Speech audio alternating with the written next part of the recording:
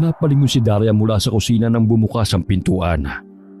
Batid niyang pagod na naman ang asawa dahil sa malayo ang lugar na pinuntahan nito. Oh mahal, mabuti dumating ka na. Malapit nang maluto tong tinola. Ay, dumadami na talaga ang mga manggagamot na sumasanib sa puwersa ng kasamaan, mahal. Kanina lang may ginamot ako. Pinakulam ng kaibigan niya dahil sa matinding inggit. Ang masama pa rito, napag-alaman kong dating manggagamot na isinangla ang kaluluwa sa dyablo. Mabuti na lamang ay naagapan ko ang babaeng nagpagamot sa akin. Dahil kung hindi, katapusan na niya.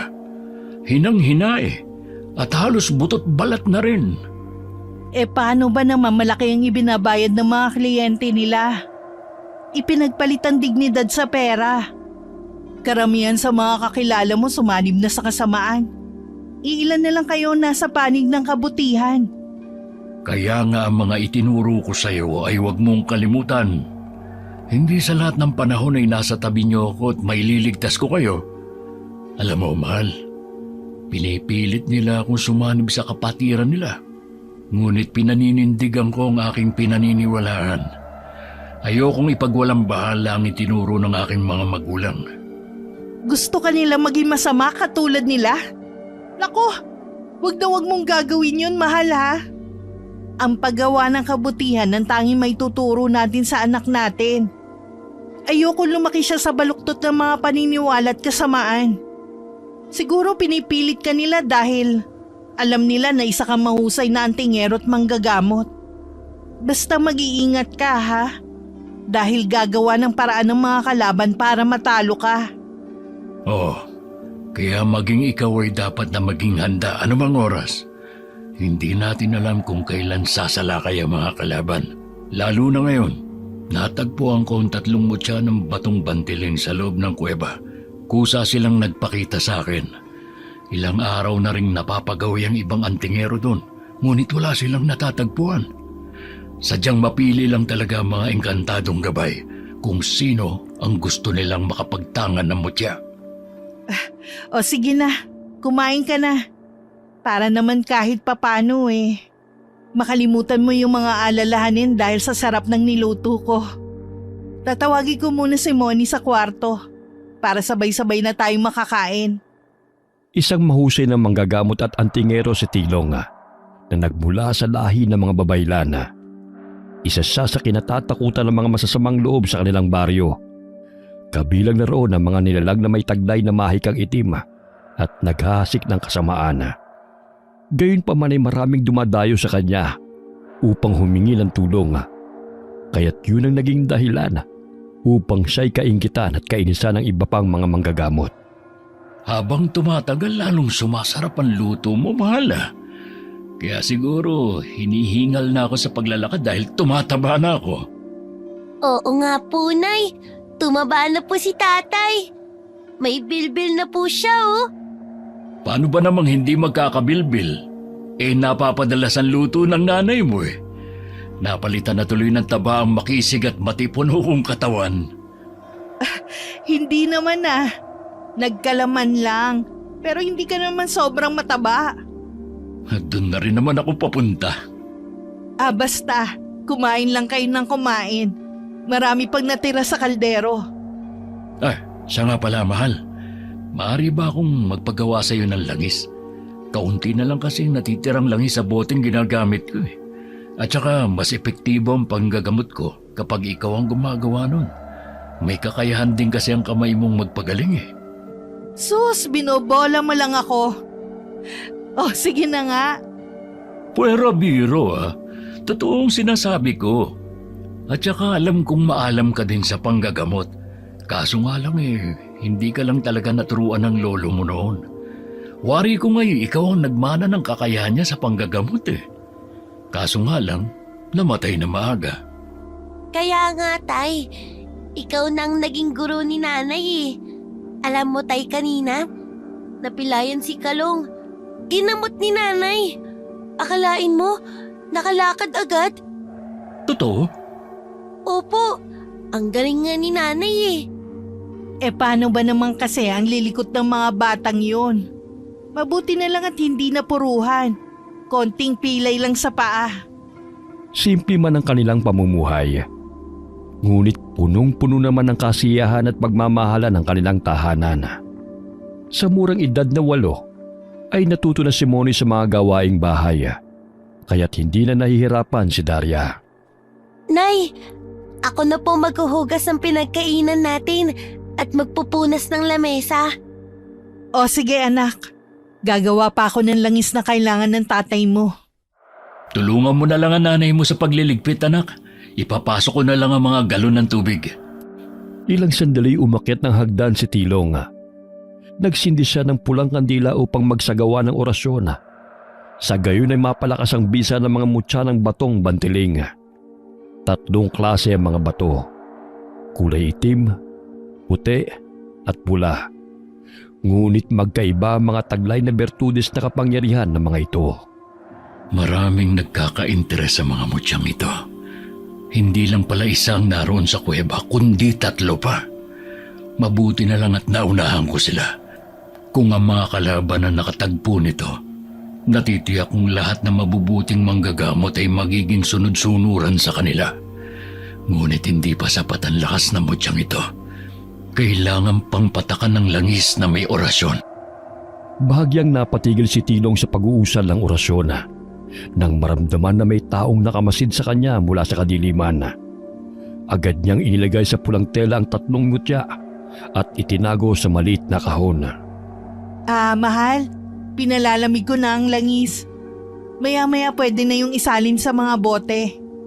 Dinamihan ko na para naman marami tayong maimbak. Umakyat na kayo rito at ako na magsasalin yan sa mga bote para naman makapagpahinga na kayo ni Moni. Ayos ka lang ba, mahal? Bakit parang may bumabagabag sa'yo? Napansin ko may mga taong umaaligid sa bahay. Sino ba ang mga taong yun? Nararamdaman ko ang negatibong enerhiya sa paligid. Kaya nasisiguro kong mga kalaban sila. Ngunit huwag kayong mag-alala. Hindi sila basta-basta makakalapit sa atin. Iyan na nga ba ang kinatatakot ko eh. Ang lusubin tayo ng mga kaaway. Pinoprotektahan tayo ng mutya. Kaya hindi sila makakalusob ng basta-basta. Hinalikan ni Tilong ang asawa sa noo. Sa gayon ay maibsan ang pangamba nito. Nagtiwala naman si Daria sa asawa. Ngunit hindi mali sa kanya ang mag-alala. Lalo na't ilang araw na rin niyang nararamdamang may nagmamanman sa kanila saan man sila magpunta. Inilabas ng antingero ang kanyang mga sandata upang maging handa sa paglusob ng mga kaaway. Kahit saan man kami magpunta, nababatid kong susundan kami ng mga kaaway. Ngunit hanggat napapanatili kong malakas ang mutya, hinding-hindi nila masasaktan ang aking mag-ina. Kinaumagahan ay maagang pumunta si Tilong sa sakahan. Bukod sa pag-aalaga ng mga manok sa kanilang bakuran, ay may inaasikaso rin siyang palayan.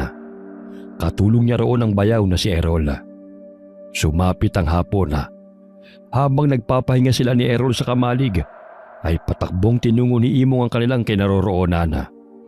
Humingi ito ng tulong sa antingero sapagkat hindi nito kayang gamutin ang dalagitan na natipuhan ng kapre. Dali-dali nilang tinungo ang bahay nito at naiwan si Errol sa palayan. Dahil sa husay ni Tilong sa panggagamot, ay ninubayan ng kapre ang dalagita at unti-unting nanumbalik ang sigla nito. Habang papauwi, pabigat ang nararamdaman ng antigero. Napadaan sila sa sementeryo at sinabi ni Imong na tinabay may nakita siyang busaw na aswang. Kung maaari, ikaw na lang ang humabol sa kanya, Imong. Hindi ako maaaring pumasok sa sementeryo. Dito na lang ako sa labas magmamanman. Alam kong may laban ka sa nilalang na yon. Gumawa ka ng paraan upang makalabas siya sa sementeryo at ako na mismo ang bahala sa aswang na yon. Sumang-ayon si Imong sa kanilang plano. Pumasok siya roon upang hanapin ang busaw na kanyang nakita. Ngunit maya-maya lamang ay sumigaw nito upang humingi ng saklolo. Kaya't walang nagawa si Tilong kundi ang sumaklolo. Kahit hindi siya pwedeng pumasok ng sementeryo dala ang mga mutya. Sapagkat humihina ang bisa nito. Hindi naman niya magawang iwanan ng mutya sa labas ng sementeryo. dahil nasisiguro niyang wala na siyang babalikan kapag ginawa niya yun. Gamit ang tansong patalima, sinugod niya ang busaw na aswang na humihila sa kaibigan hanggang sa mabitiwan nito si Imong. Halika na, Imong! Kailangan na natin makaalis dito! Hindi tayo pwedeng magtagal sa loob ng sementeryo. Tumakbo siya palabas, subalit hindi sumunod si Imong, kaya't binalikan niya ang kaibigan upang akayin palabas. Napagtanto ni Tilong na napilayan ang kaibigang manggagamot. Inalalayan niya ito hanggang sila'y makalabas ng sementeryo. Nakalayo na ang aswang. Hindi bale, mahuhuli rin natin siya kahit natakasan niya tayo ngayon. Tahimik lamang si Imong ng sandaling yun. Bahagyang kinabahan ng antingero nang makita ang kakaibang tingin ng kaibigang manggagamot. Naramdaman rin niya ang paghina ng mga mutya na kanyang tangan, sapagkat ipinagbabawal na dalhin sa sementeryo ang anumang mutya na taglay ng lahat ng mga manggagamot. Maya-maya'y nakalakad na ng maayos si Imong at sinabi nitong hindi na masakit ang paa nito. Agad rin itong nagpaalam sa kaibigan na tila ba may ibig sabihin. Pagdating ng bahay ay agad na pinataka ni Tilong ng inorasyon ng langis sa mga mutya at isinilid sa pulang tela. Sa gayon ay manumbalik ang malakas na bisa ng mga ito pagdating ng kabilugan ng buwan. Umusal siya muli ng orasyon habang nakapikit. Ilang sandali iminulat niya ang kanyang mga mata sapagkat lumitaw sa kanyang mga balintatawang nagbabadyang panganib na hindi niya mawari. May trumaydor sa akin. Hindi ako nagkakamali. Ginamit niya ang aking kahinaan upang linlangin ako. Hindi ko sukat akalain na magagawa akong traidorin ng taong tinuturuan ko at rinato kong kaibigan. Bakit niya nagawang ipagkanulo ako sa mga kalaban? Nakiramdam siya sa paligid. Kinuha niya ang mga sandata dahil wari niya ay palapit ng palapit ang mga yabaga. Mahimbing nang natutulog ang kanyang mag-ina ng sandaling yun, kaya't napagpasan niyang gisingin ang asawa. Daria, gising! Gising! Nararamdaman kong may paparating. Kailangan natin makalayo rito bago pa nila tayo maabutan. Bakit? At sino ang mga taong yun? Mga kalaban, dalhin mo tong kahon. Alam kong itong kanilang pakay. Hindi ko ahayaan na mapasa kamay nila mga mutsyang bato, lalo na mga batong bantiling. Kailangan ninyong umalis rito ni Moni. Pero paano ka? Hindi pwedeng hindi ka namin kasama. Doon nyo na lang ako hintayin sa buhay na bato. Natitiyak kong ligtas kayo ron. Pangako, mahal. Magkikita tayong muli. Mas manganganib ang ating buhay kung sabay-sabay tayong haharap sa kanila. Ako ang kanilang pakay, kaya hindi kayo pwedeng madamay. Sila ba ang kaanak ng aswang na napatay mo noong nakaraang araw? Na gustong kumuha ng mutya ng batong bantiling? Hindi ko pa alam. Pero nararamdaman ko ang presensya ng kalaban. Sige na, umalis na kayo ni Moni. Mauna na kayo at susunod ako sa inyo. Pangako. Hihintayin ka namin sa tagpuan. Mag-iingat ka, Tilong. Naririnig na nila ang mga yabag papalapit sa kubo. Kaya't agad na ginising ni Daria ang anak na si Moni. Sabay na binalot ang ilang mga gamit sa kumot. Itinali niya yun na animoy ginawang baga. Nay, bakit po? Aalis tayo rito, anak. May paparating na gustong manakit sa atin. Huwag ka na marami pang tanong. Sundin mo na lang ang sinasabi ko. Bilisan nyo na at nandyan na sila! Kinarga ni Daria ang anak upang makalabas ng bahay. Nagulat siya nang biglang bumukas ang pintuan at iniluwano ng dalawang lalaki na nakakasindak ang itsura. Walang damit pang itaas sa mga ito. Kaya't tumambad sa kanyang paningin ang markang naroon sa dibdib ng mga kalaban. Akala niyo ba'y makakatakas pa kayo, ha? Nasaan ang mutya ng batong bantiling? Ibigay mo sa akin, Tilong. Magkamatayan man tayo, hindi ko ibibigay sa inyo ito. Dahil alam kong gagamitin nyo lamang ito sa kasamaan. Ibibigay mo sa akin o papatayin kong mag-ina mo? Hindi ako papayag na mapa sa inyong mutya. Dahil mas manganganib ang aming mga buhay kung makukuha nyo ito. Tilong! Malakas na pumalahaw si Daria nang makitang sinaksak ng bolo ng lalaki ang kanyang asawa. Bagamat malakas pa rin lumaban ang Ginoo, dahilan na lumusot palabas ng kubo ang aswang nang tadyakan siya ni Tilong. Umalis na kayo! Huwag na matigas ang ulo! Nay, si tatay! Susunod ang tatay mo, anak. Sundin na lang natin ang pinag-uutos niya. Nay, natatakot po ko. Papatayin nila tayo. Basta bilisan mo na lang, anak. Hanggat hindi pa nakakalapit ang mga kalaban. Nanay, bakit nila tayo nilulusob? Ano po bang kasalanan natin sa kanila? Mga kalaban sila ng tatay mo. Gusto nila makuha ang mutya. Hindi pa ganun kalakas ang mutya ng batong bantiling na natagpuan ng tatay mo. Kaya't kailangan itago muna natin to. Hindi to maaari mapasa kamay ng mga kalaban. Dahil lilipunin nila tayo. At lahat ng manggagamot kapag nakuha nila to. Aray! Ang sakit po ng paa ko, Nay! May tumusok sa aking talampakan. Halika, anak. Dito ka sa likod ko at kakargahin kita. Umiiyak na napalingon si Daria sa kubo habang karga sa kanyang likod ang anak.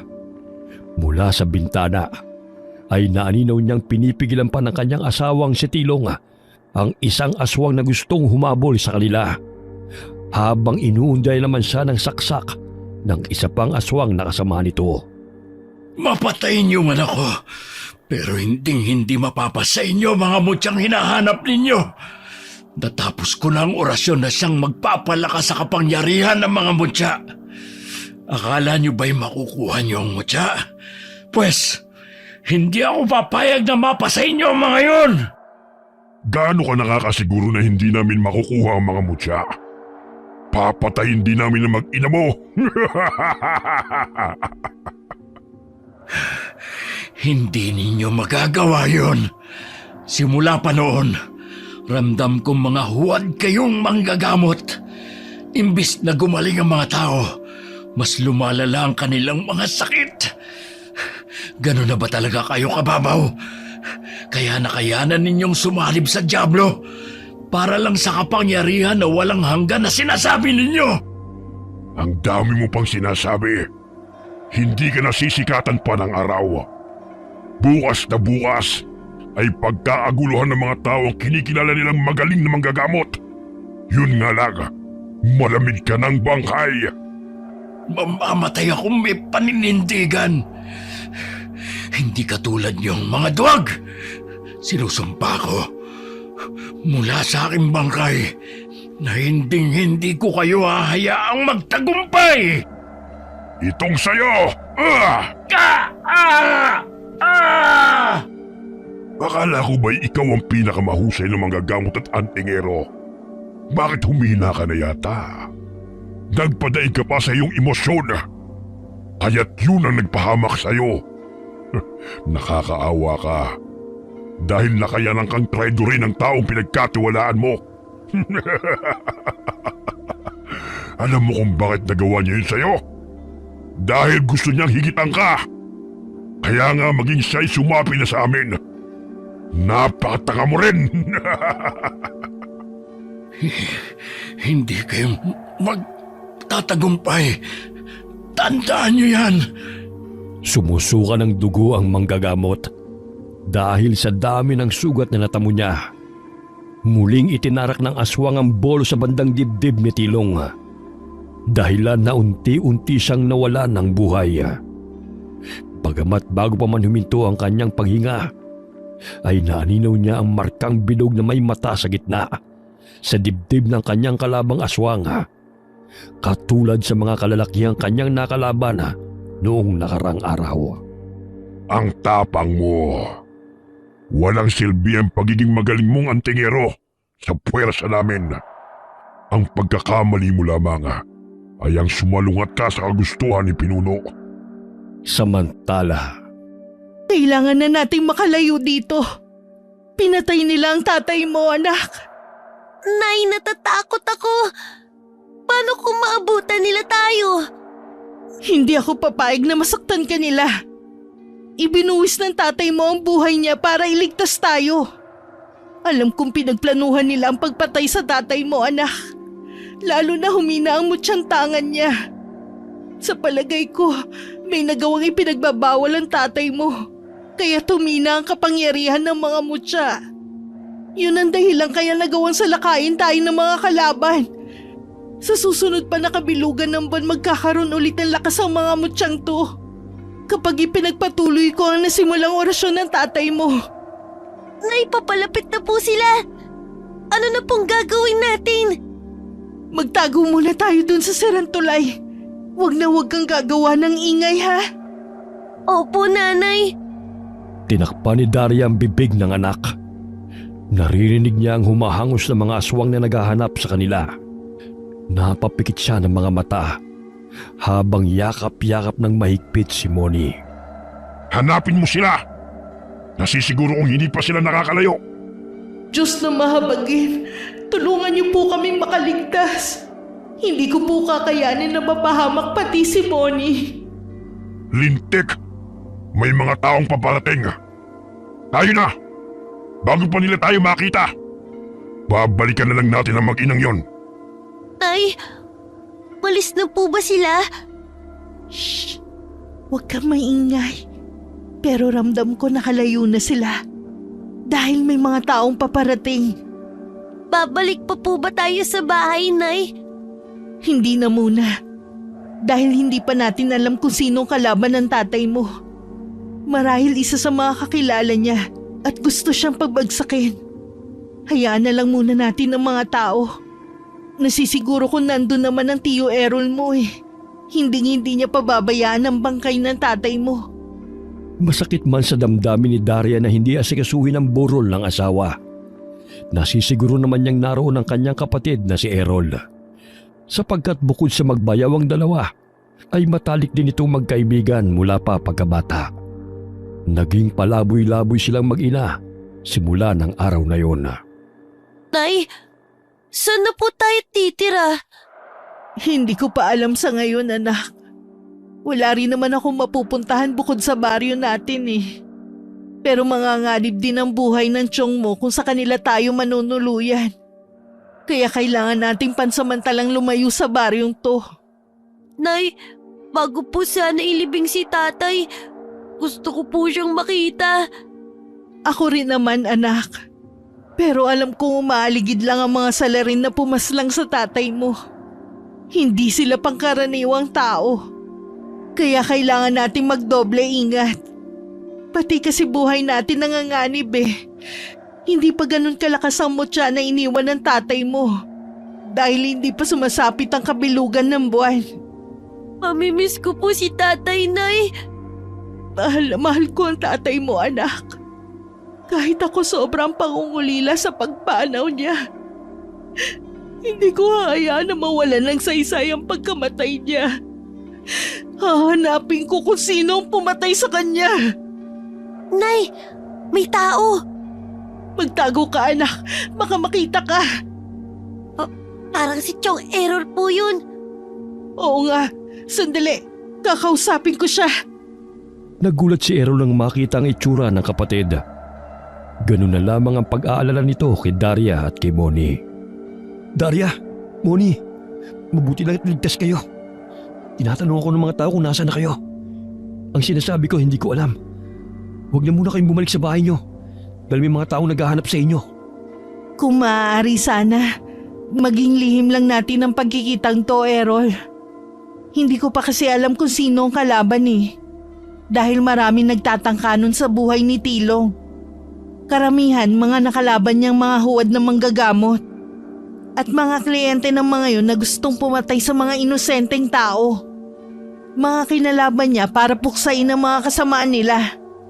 Pakiusap, ikaw na ang bahala hanggang ilibing siya.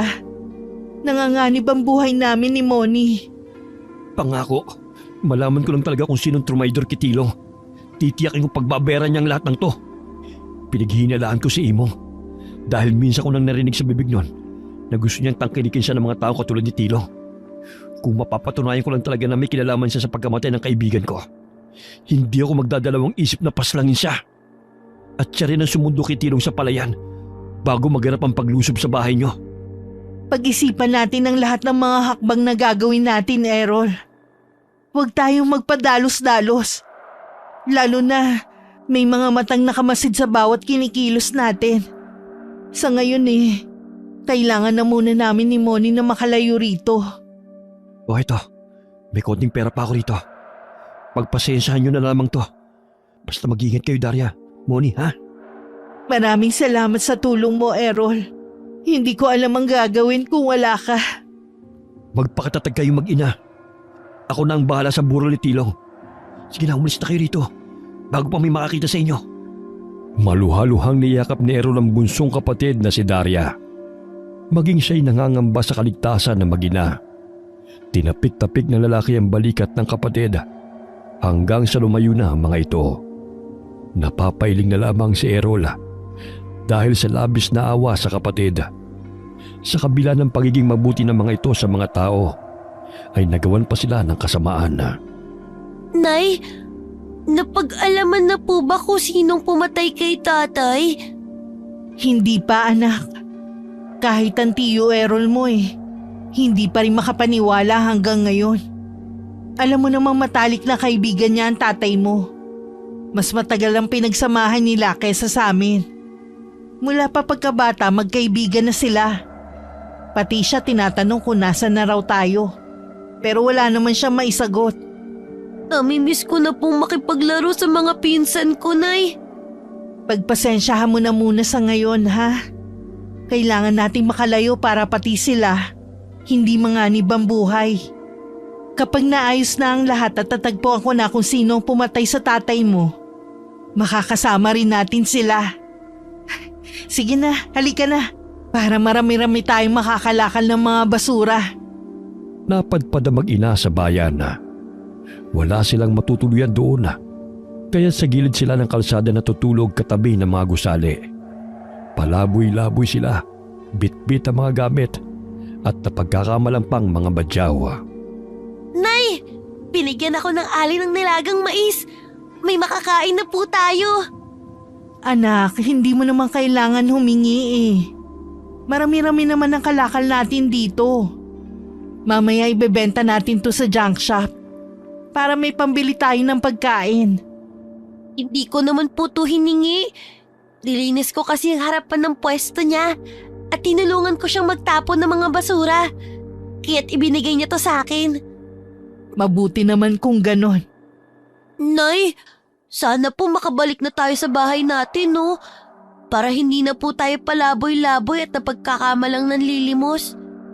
Pagpasensyahan mo na muna, anak, ha? Alam kong mahirap ang sitwasyon natin sa ngayon. Pero mas mainam na ang ganito. Dahil hindi tayo mahahanap ng mga taong pumatay sa tatay mo. Nasisiguro kung pati tayo hinahanap din nila. Matatapos din ang lahat ng paghihirap nating to, anak. Opo, Nay. Ito pala ang mais, Nay. Sa'yo na po ang isa. Sige anak, kumain ka na. Ilalagay ko lang tong mga bote sa sako. Awang-awa si Daria sa anak. Ngunit yun lamang ang naisip niyang paraan upang manatili silang ligtas na mag-ina. Malamlam ang kanyang mga mata na pinagmamasdan si Moni sa ganoong ayos. Madungis at masasabing batang kalye. Hinihintay ko lang ang tamang panahon, anak. Hahanapin ko ang mga walang awang pumaslang sa tatay mo. Malapit na ang kabilugan ng buwan na siyang magpapalakas ng bisa sa ginawang ritual ng tatay mo sa mga mutya. May lakas na akong humarap sa mga salarin. Tutulungan ko na po kayo sa pagbubuhat ng mga kalakal. Tatapusin ko lang po tong kinakain ko. Mamaya na natin to dalhin sa junk shop. Kumain ka na muna. Nay, alam mo, madalas ko pong nakikita ang matandang babae sa tindahang yan. Parang may hinihintay siya. Malungkot po ang mga mata niya, Nay. Siguro meron siyang mahal sa buhay na hindi na nakikita o nakakasama. Katulad natin, anak. Miss na miss ko na ang tatay mo. Mahal na mahal kita, Nanay. Hindi po kita iiwan. Pangako. Mahigpit na niyakap ni Moni ang ina nang makitang naluluhan na naman ito. Ilang sandali napansin ng bata na nakatingin ng matandang babae sa kanila. Nay, bakit parang nakangiwi po yung bibig niya? Tapos yung mga kamay niya, nakakuyom. Baka naman naparalisa siya. Di ba Nay kailangang hilutin siya? Kagaya po ng ginagawa niyo ni tatay sa mga may pilay? Oo, pwede rin naman. Pupuntahan ko po siya, Nay. Tapos, hilutin natin siya. Para naman po gumaling si Lola. Ilang araw ko na po kasi siyang nakikita na malungkot eh. Tapos, pinapapasok lang siya ng matandang lalaki kapag tanghali at hapon. Kawawa naman siya, Nay, oh. Sa tigulong na silya lang siya palaging nakaupo. Nilapitan ng batang si Moni ang matandang babae.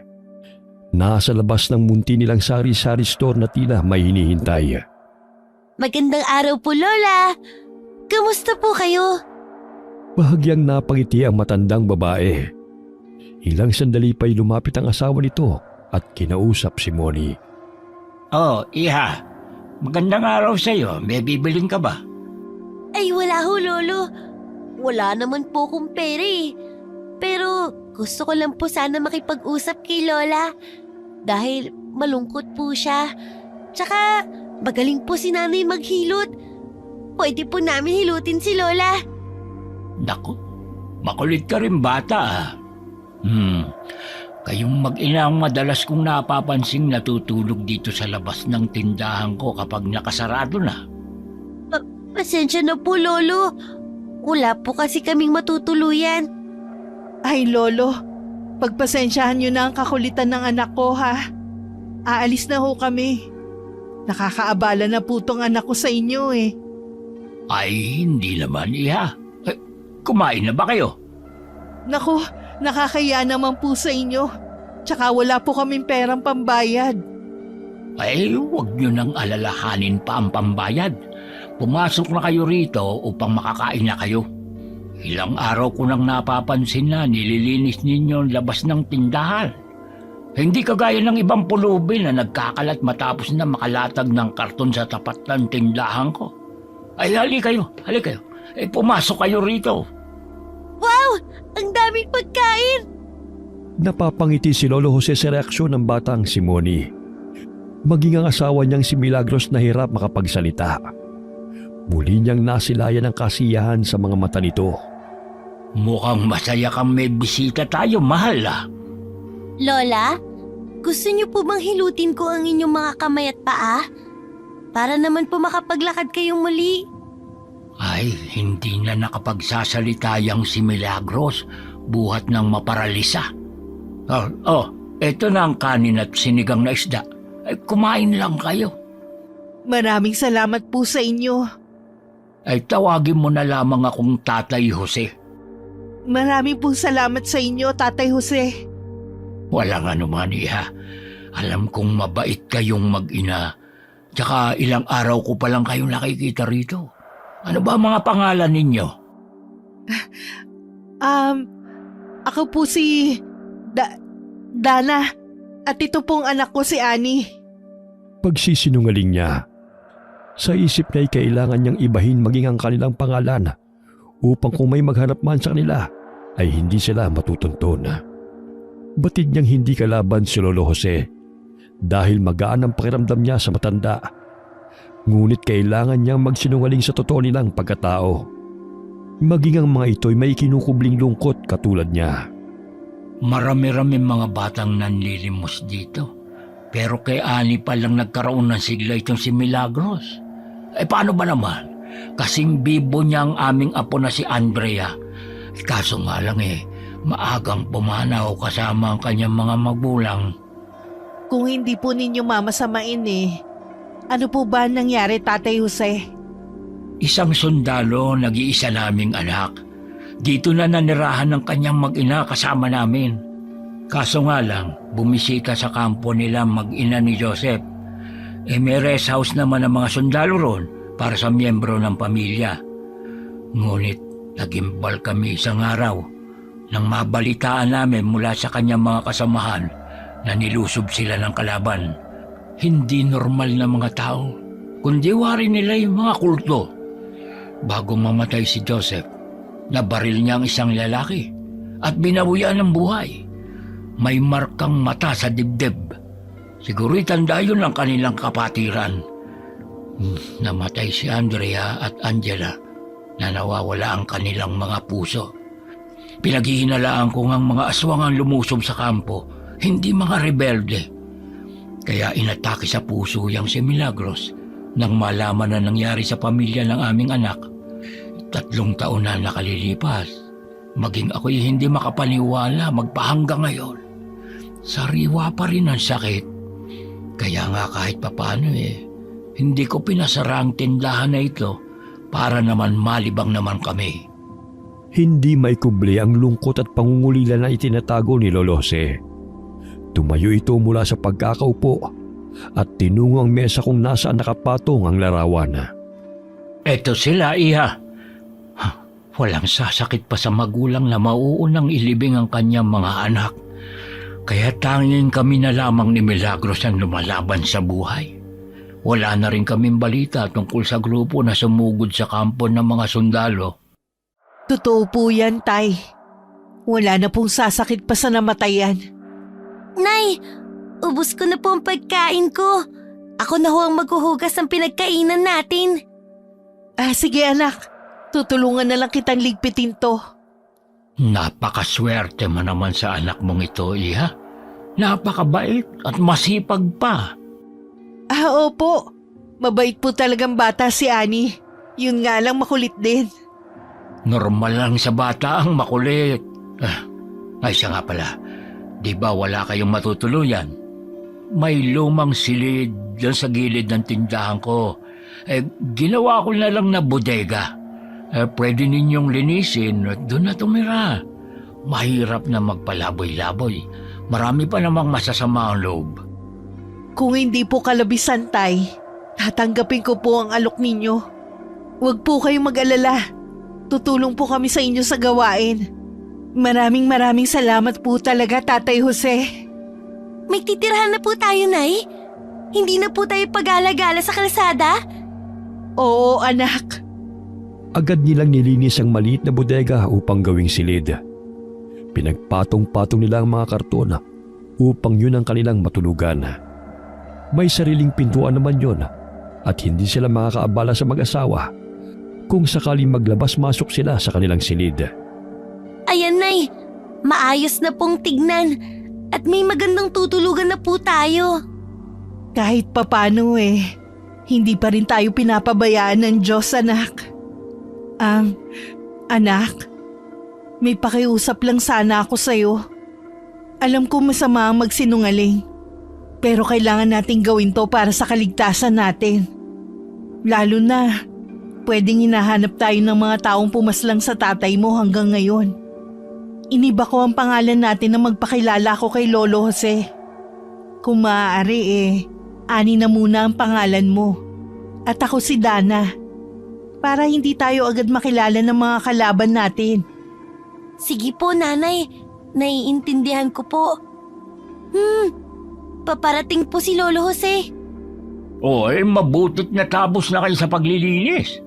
Ito palang banig, unan at kumot. Gamitin nyo na ito. Dati kasing pinaparentahan kong silid na ito. Kaso nga lang hindi na bumalik dahil nakapag-asawa na. Naluma na lang dahil hindi na nagagamit. May maliit na banyo din po pala sa loob ng silid, Lolo. Mag-iigib na lang po ako mamaya ng tubig. Oo. Ikaw talagang bata ka, nakakaaliw ka. Maglilinis lang po ako ng katawan. Tapos, hihilutin ko na po si Lola Milagros. Marunong din po ako nun. Sige. Babalikan ko na muna yun. Kayo na ang bahala na magligpit ng mga kalat dito, ha? Huwag kayong mag-alala, Tatay Jose. Kami na po ang magliligpit sa kalat. Matapos maligo, ay agad na pinuntahan ni Moni ang matandang mag-asawa. Muling nanumbalik ang kasiyahan sa mukha ng dalawa dahil sa kakulitan ng bata sa kabila ng matinding pinagdadaanan sa pagpanaw ng kanyang ama. May dala po akong langis dito. Ito pong ginagamit ni Nanay kapag nanghihilot po siya. Sige. Ikaw na ang bahala sa lola mo. At magsasara na muna ako ng tindahan eh. 8:00 na. Napalingon si Lolo Jose sa dalawa bago tuluyang lumabas ng silid. Napansin nito ang kasiyahan sa mukha ni Milagros bagamat hindi man ito nagsasalita at tanging ungol lang ang ginagawa. Hindi pa rin maikukubli ang tuwa nito sa kanyang mukha. Alam mo, Lola, kailangan niyo pong magpahilot para naman po mabuhay ang inyong mga ugat at makakilos na po kayo ng normal. Kaya niyo po bang igalaw mga paa at kamay niyo? Tanging tango lamang ang sagot ng matanda. Ilang sandali pa'y bumalik ng silid si Lolo Jose at umupo sa silya katabi ng asawa na nasa kama. Abay, ang galing mo nga, iha. Tignan mo, naigagalaw-galaw na ng lola mo ang kanyang mga daliri. Bukas po, hihilutin ko po siya ulit hanggang gumaling siya. Napakabait mong bata. Ang swerte ng mga magulang mo sa'yo. Paano ba kayo napadpad rito, anak? Umalis po kami sa baryo dahil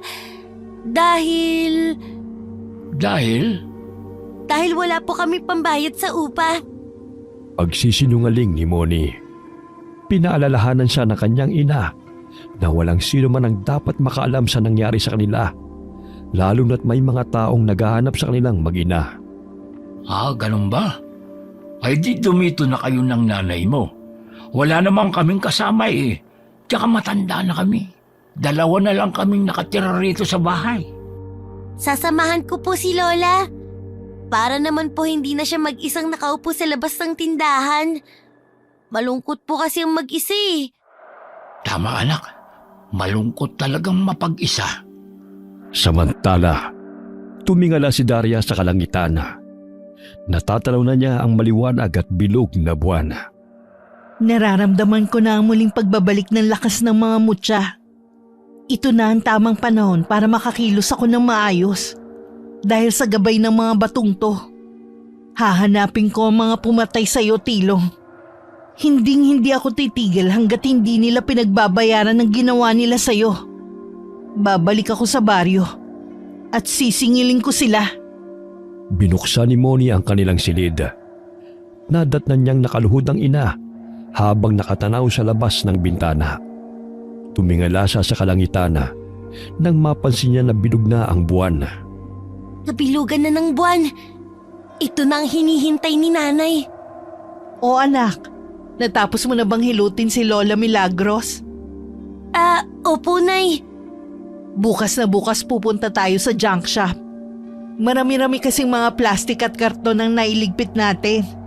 Sabi ni Tatay Jose pwede nating ibenta ang mga yan bukas. Bibili tayo ng mga damit, anak. Babalik tayo sa baryo para makadalo sa burol ng tatay mo. Talaga, Nanay? Hinaan mo yung boses mo. Basta sundin mo lang ang sinabi ko na walang makakaalam ng tungkol sa atin. At pagkamatay ng tatay mo, ha? Kung maaari lihim lang natin yon, ha? Hindi pa natin alam kung sino ang mga kalaban natin, anak. Pwedeng mga nagkukunwari lang silang mabait. Si Lolo at Lola, nagkukunwari lang din ba sila? Hindi, anak. Mababait talaga sila. Kaya kailangan bantayan mo sila kapag wala ko rito sa bahay, ha? Nay, bakit po pinatay si tatay? Di ba malakas siya? Bakit siya natalo ng mga aswang na yun? Nilinlang nila ang tatay mo. Ang tatay mo hindi basta-basta gagawa ng hakbang nang hindi niya pinag-iisipan. Nabanggit niya sa akin ang tungkol sa pagpunta nila ni Imong sa sementeryo. Ayaw sana niya, pero pinilit siya ng kaibigan niyang yun para hulihin ang busaw na aswang na umaaligid sa sementeryo. Pagkatapos ng araw na yun sinalakay ang bahay natin. Dahil alam ng kalaban na humina ang kapangyarihan ng mutya na tangan ng tatay mo. Pinagplanuhan nila ang tatay mo, anak. Sa pagkakataong ako na ang may hawak ng mga mutyang ito, hindi ako papayag na muli nila tayong maisahan. Nay, natatakot po ko. Ayokong pati ikaw mawala rin sa akin. Hindi mangyayari yon, anak. Hindi ako papayag na mabubuhay na lang tayo sa takot. Handa na akong harapin sila. Kinabukasan ay dinala ng mag-ina ang naipon nilang mga kalakal sa junk shop. Marami-rami rin ang kanilang kinita, kaya't dumiretso sila sa ukay-ukay. Nay, bakit mga puruntong at pantalong panlalaki po yung binibili mo sa akin? Tsaka mga t-shirt po at hindi na po bestida. Kailangan nating ibahin ang itsura natin. Para naman hindi tayo makilala ng mga taong naghahanap sa atin, di ba? Bagay naman to sa'yo eh. Tsaka, pwedeng isuot pareho ng lalaki at babae. Malambot ang tela. At higit sa lahat, mura lang anak. 3 piraso, 50 lang oh. Sige po, Nay. Maganda naman po yan eh. Matapos na mamili ng mga damit, ay napadaan sila sa salon. Nagkaroon ng ideya ang babae kung paano baguhin ang kanilang itsura. Moni anak, alam mo bagay sa'yo maikling buhok. Hindi po ba ako mapagkakamalan na lalaki niyan, Nay? Hindi naman kita kakalbuhin eh. Lampas tenga lang. Para naman magbago ang itsura mo at hindi ka makilala agad. Kung magtatanong si Lolo kung bakit ginupitan ka ng ganyang kaiksi, sabihin mo na lang na naiinitan ka ha. At para hindi dumami ang kuto mo. Eh ikaw, Nay, anong gagawin mo? Bibili na lang siguro ako ng pangkulay sa buhok. Para naman magkulay abot ang buhok ko. Marami-rami na rin kasing tumutubong puting buhok eh. Nang makarating sa kanilang tinitirhan, ay agad na ginupitan ni Daria ang buhok ng anak. Maikli ngunit nababagay naman yun kay Moni. Yun nga lamang kapag isinuot na nito ang pantalon at t-shirt, ay mapagkakamalan siyang batang lalaki. Anak, lalabang ko lang itong mga damit na binili natin ha. Para maisuot na natin bukas. Opo, Nanay. Tulungan mo muna ang lolo mo sa pag-aasikaso kay Lola Milagros. Tatapusin ko lang tong paglalaba. At ako na magpapaligo mamaya kay Lola. Pakisabi kay Lolo Jose ha. Sige po, Nay. Naging masigla ang mag-asawang matanda dahil sa tulong ng mag-ina. Lalo na sa kakulitan ng batang si Moni na kilala nila bilang si Ani. Lo, ako na pong magpapakain kay Lola Milagros. Aba, bakit ganyan kaisi ang buhok mo, anak? Naiinitan po kasi ako eh. Tsaka, para hindi na raw dumami ang kuto ko, sabi ni Nanay. Bagay naman sa'yo eh. Sige, iiwan ko na muna kayo ng lola mo rito. Titignan ko lang kung may mga sardinas pa akong stock doon. Para naman makapagpa-deliver ako mamaya kay Kiko. Sige po, Lo. Ako na pong bahala kay Lola. Kinulayan ni Daria ang mahaba niyang buhok ng kulay abo. Sa gayon ay mapanindigan niya ang pagkukunwari bilang isang matandang babae kapag nagpapalaboy-laboy siya sa kalye. Bumagay naman sa kanya ang itsura niya. Kung kinaya ninyong traidorin si Tilong, pues kaya ko rin kayong linlangin. Hindi ako papayag na mamuhay kayo ng malaya. Habang kami ng anak ko nagtatago sa takot at iba ang katauhan. Gabi-gabing umuusal ng orasyon si Daria, kasabay ng pagpatak ng langis sa mga mutya. Sa gayon ay lumakas ang bisa nito. Tinuruan noon ni Tilong ang asawa sa mga kaalaman nito sa panggagamot at pangontra laban sa mga kaaway. Marahang ipinikit ni Daria ang kanyang mga mata. Biglang lumitaw sa kanyang mga balintatao. Ang nooy nakita niyang nakaguhit sa dibdib ng aswanga na nakalaban ng kanyang asawa. Mata sa loob ng triangulo. Yun din ang palatandaan ng mga taong pumatay sa anak ni Tatay Jose at sa pamilya nito. Hindi kaya nagmula sila sa iisang pangkat? Si Imong ang una kong sisingilin sa lahat. Dahil siya ang alam kong trumaydor kay Tilong. Ayon na rin sa kwento ni Errol. Nay, hindi ka pa ba matutulog? Maya-maya pa anak. May ginagawa pa ako. Iyan po bang mutya ng batong bantiling, Nay? Parang ordinaryong bato lang. Kaso, may mga maliit na kristal sa gitna. Gustong kunin ng mga kalaban to ng tatay mo. Dahil malakas tong pangontra sa barang, kulam at iba pang dulot ng itim na mahika. Kapag nakuha nila to, mas lalakas ang puwersa nila. Mapanganib kung mapapasa kamay ng mga masasamang tao. Bukas maghanda ka ha.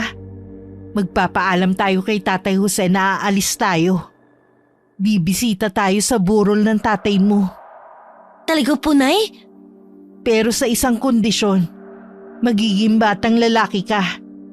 Kung sino man ang magtatanong sa'yo, sabihin mo na lang na malayo kang kaanak ni Tilo para hindi nila tayo makikilala. Naiintindihan mo ba ako, anak? Opo, Nanay. Ito lang kasi ang naiisip kong paraan para makabisita tayo sa burol ng ama mo. Alam kong nandun lang din ang mga taong trumaydor sa kanya. Malalaman ko rin kung sino-sino ang mga kaaway natin. Kung maaari huwag ka muna makipagkwentuhan sa mga kaibigan mo. O sino mang makikita mong kakilala natin, ha? Ibang tao na tayo kapag pumunta tayo ron.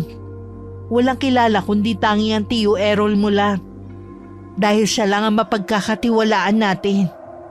Naiintindihan ko po, Nanay. Gustong-gusto ko na pong makita si Tatay. Makakamit din natin ang hustisya sa pagkamatay ng tatay mo.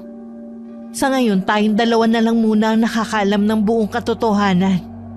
Kahit kay Lolo Jose, huwag ka muna magkwento ng tungkol sa atin, ha? Ako mismo ang magsasabi sa kanya ng totoo kapag maayos na ang lahat. Dahil ayoko mag-alala pa siya. Niyakap na lamang ni Moni ang ina.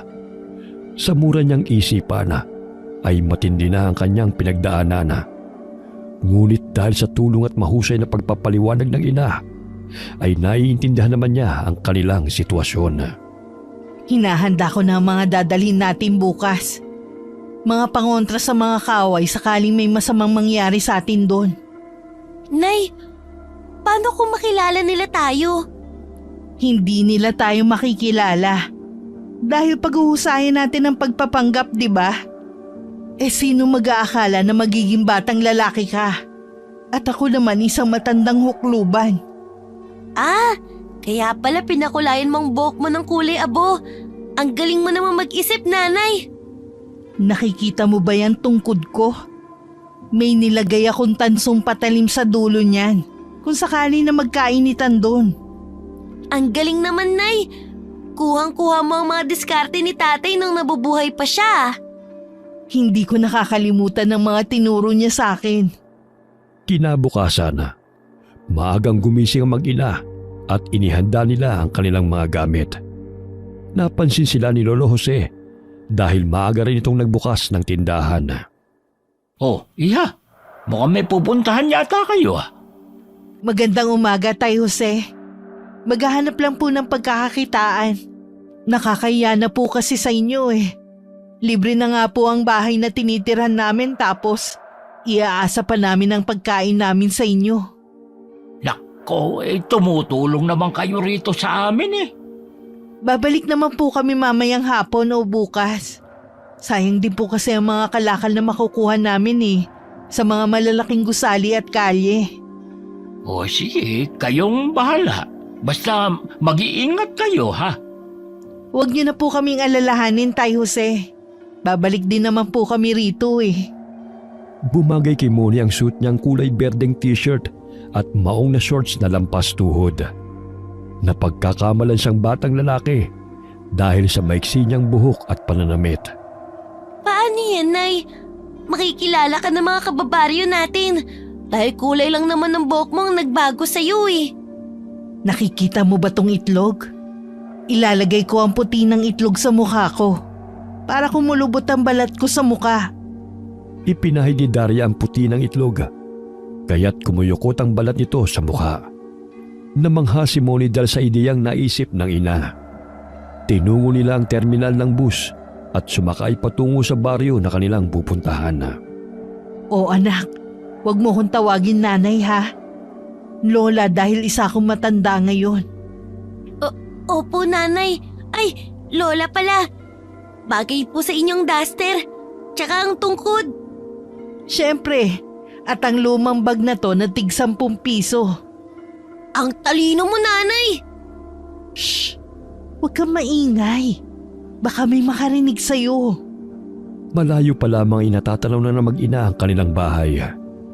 Halos nangangatog ang tuhod ni Daria sa tuwing hinahakbang ang mga paa palapit sa kinaroroonan ng burol. Pigil ang kanyang pag-iyak. Sinabihan din niya si Moni sa dapat nitong gawin.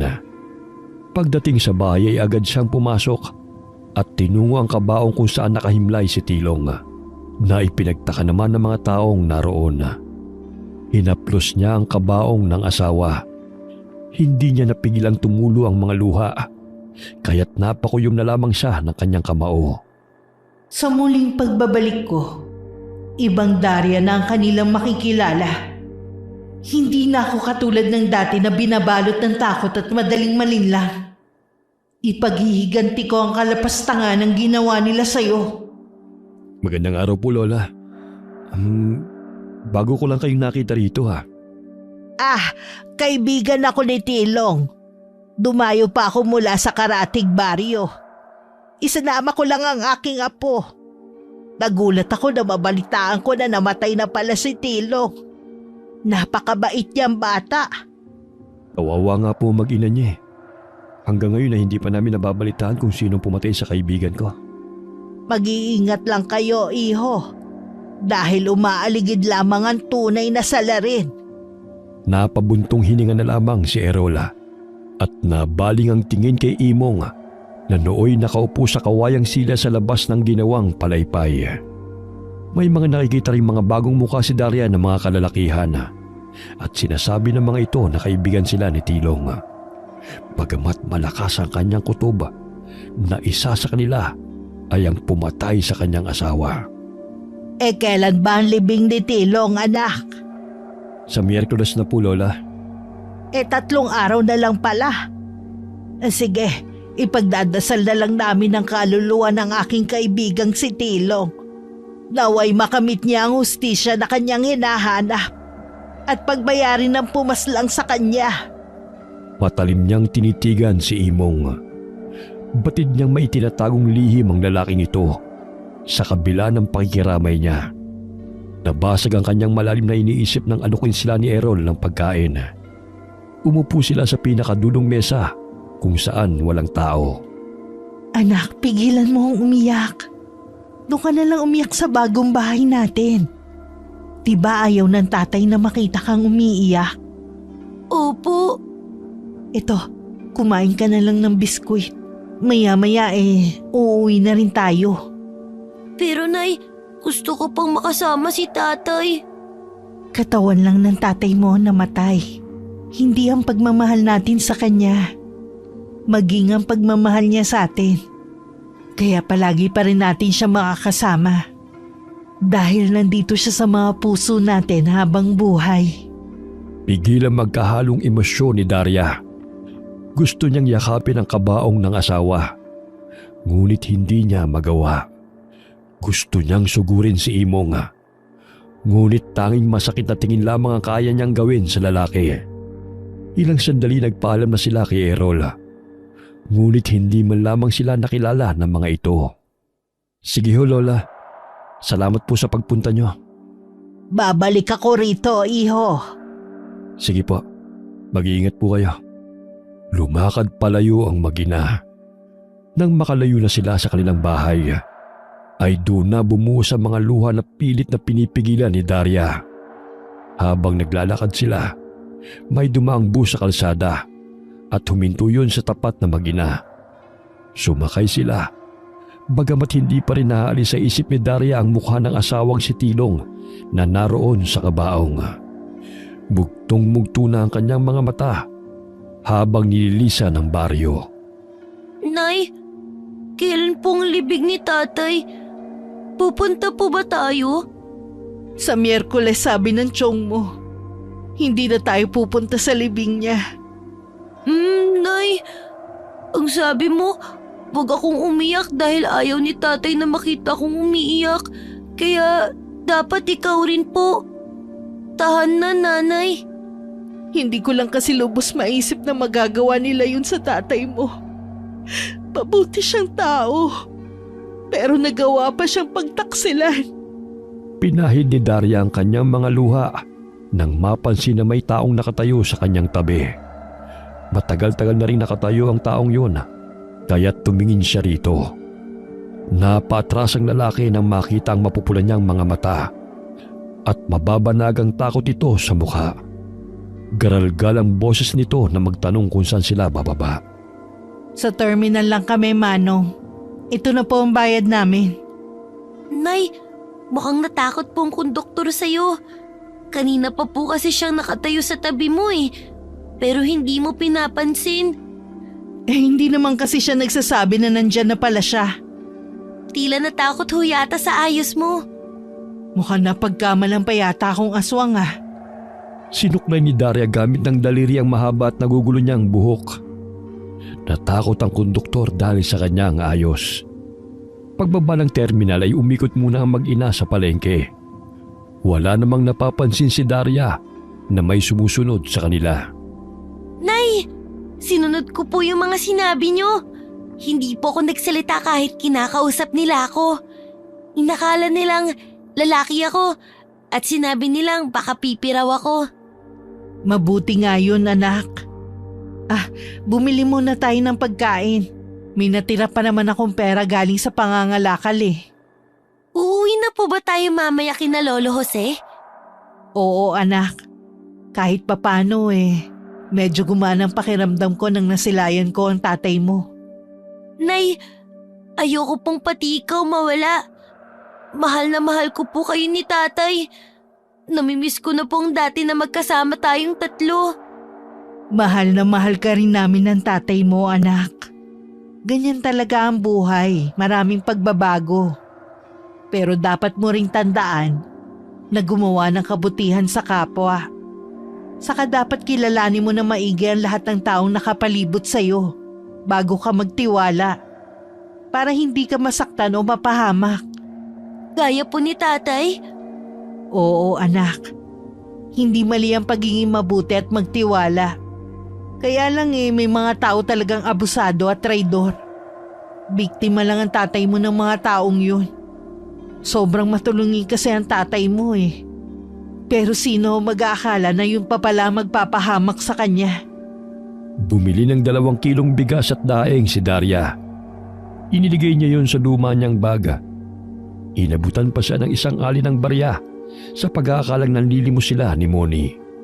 Kahit saan talaga tayong magpunta na pagkakamalan talaga tayong nanlilimos, anak. Paano ba naman, Nay? Lumang damit natin. Tsaka tong sapatos ko. Punit-punit pa.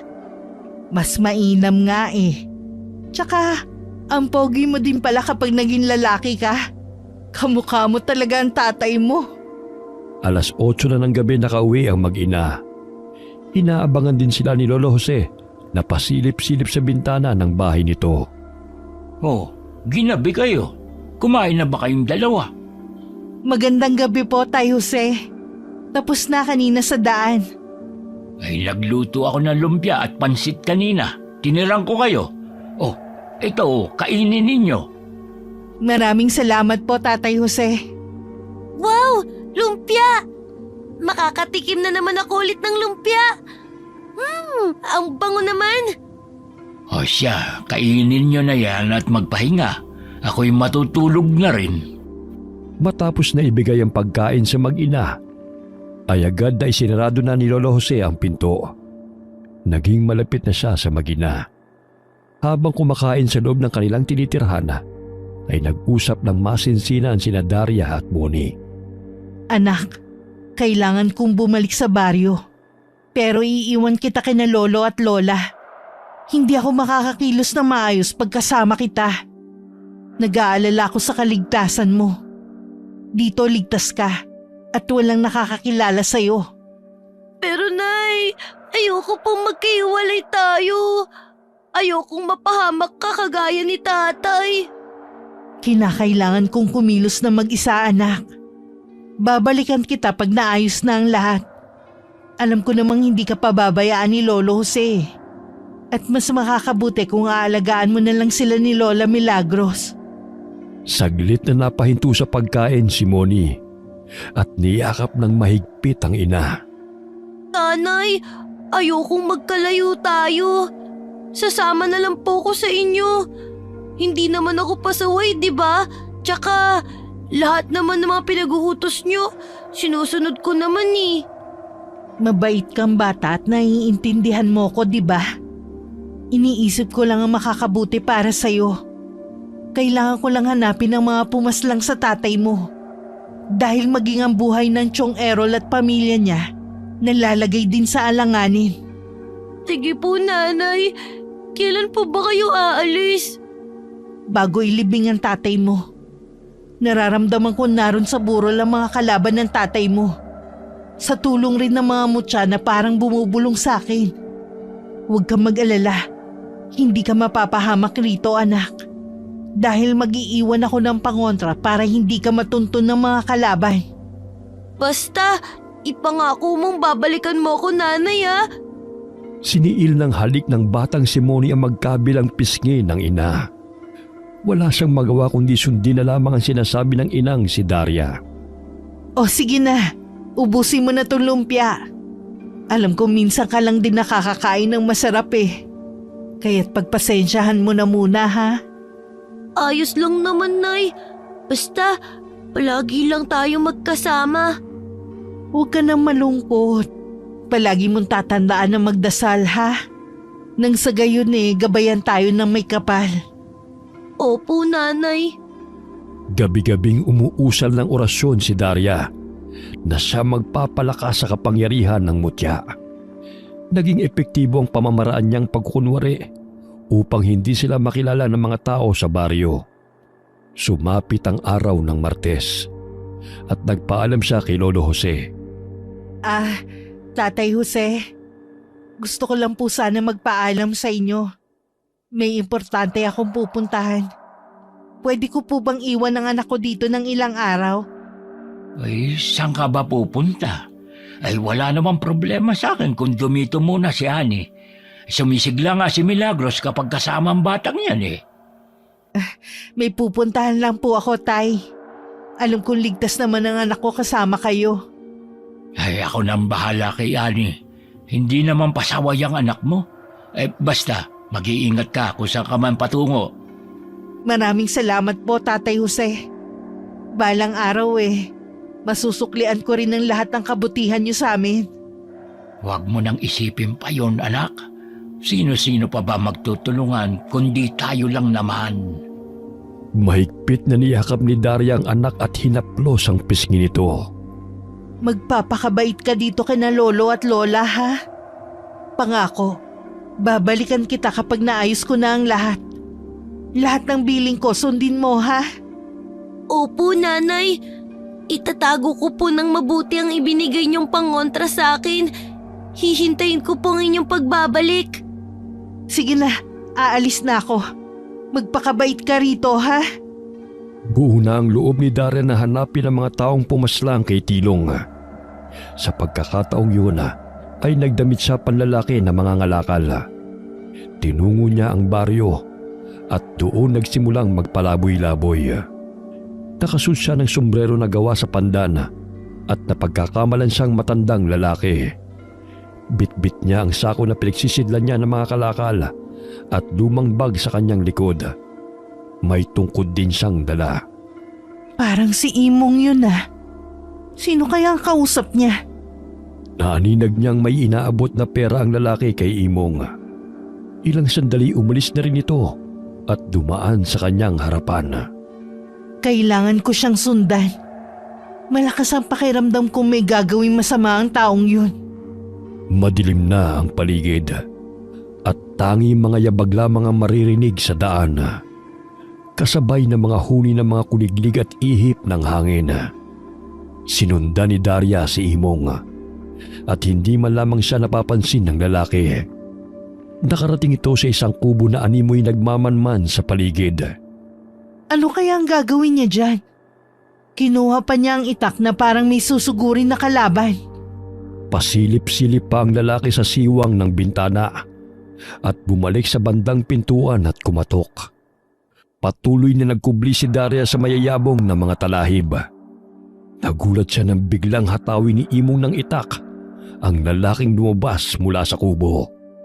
Si Mang Delfin yun ah. Kaibigang manggagamot ni Natilong. Pero bakit sinugod siya ni Imong?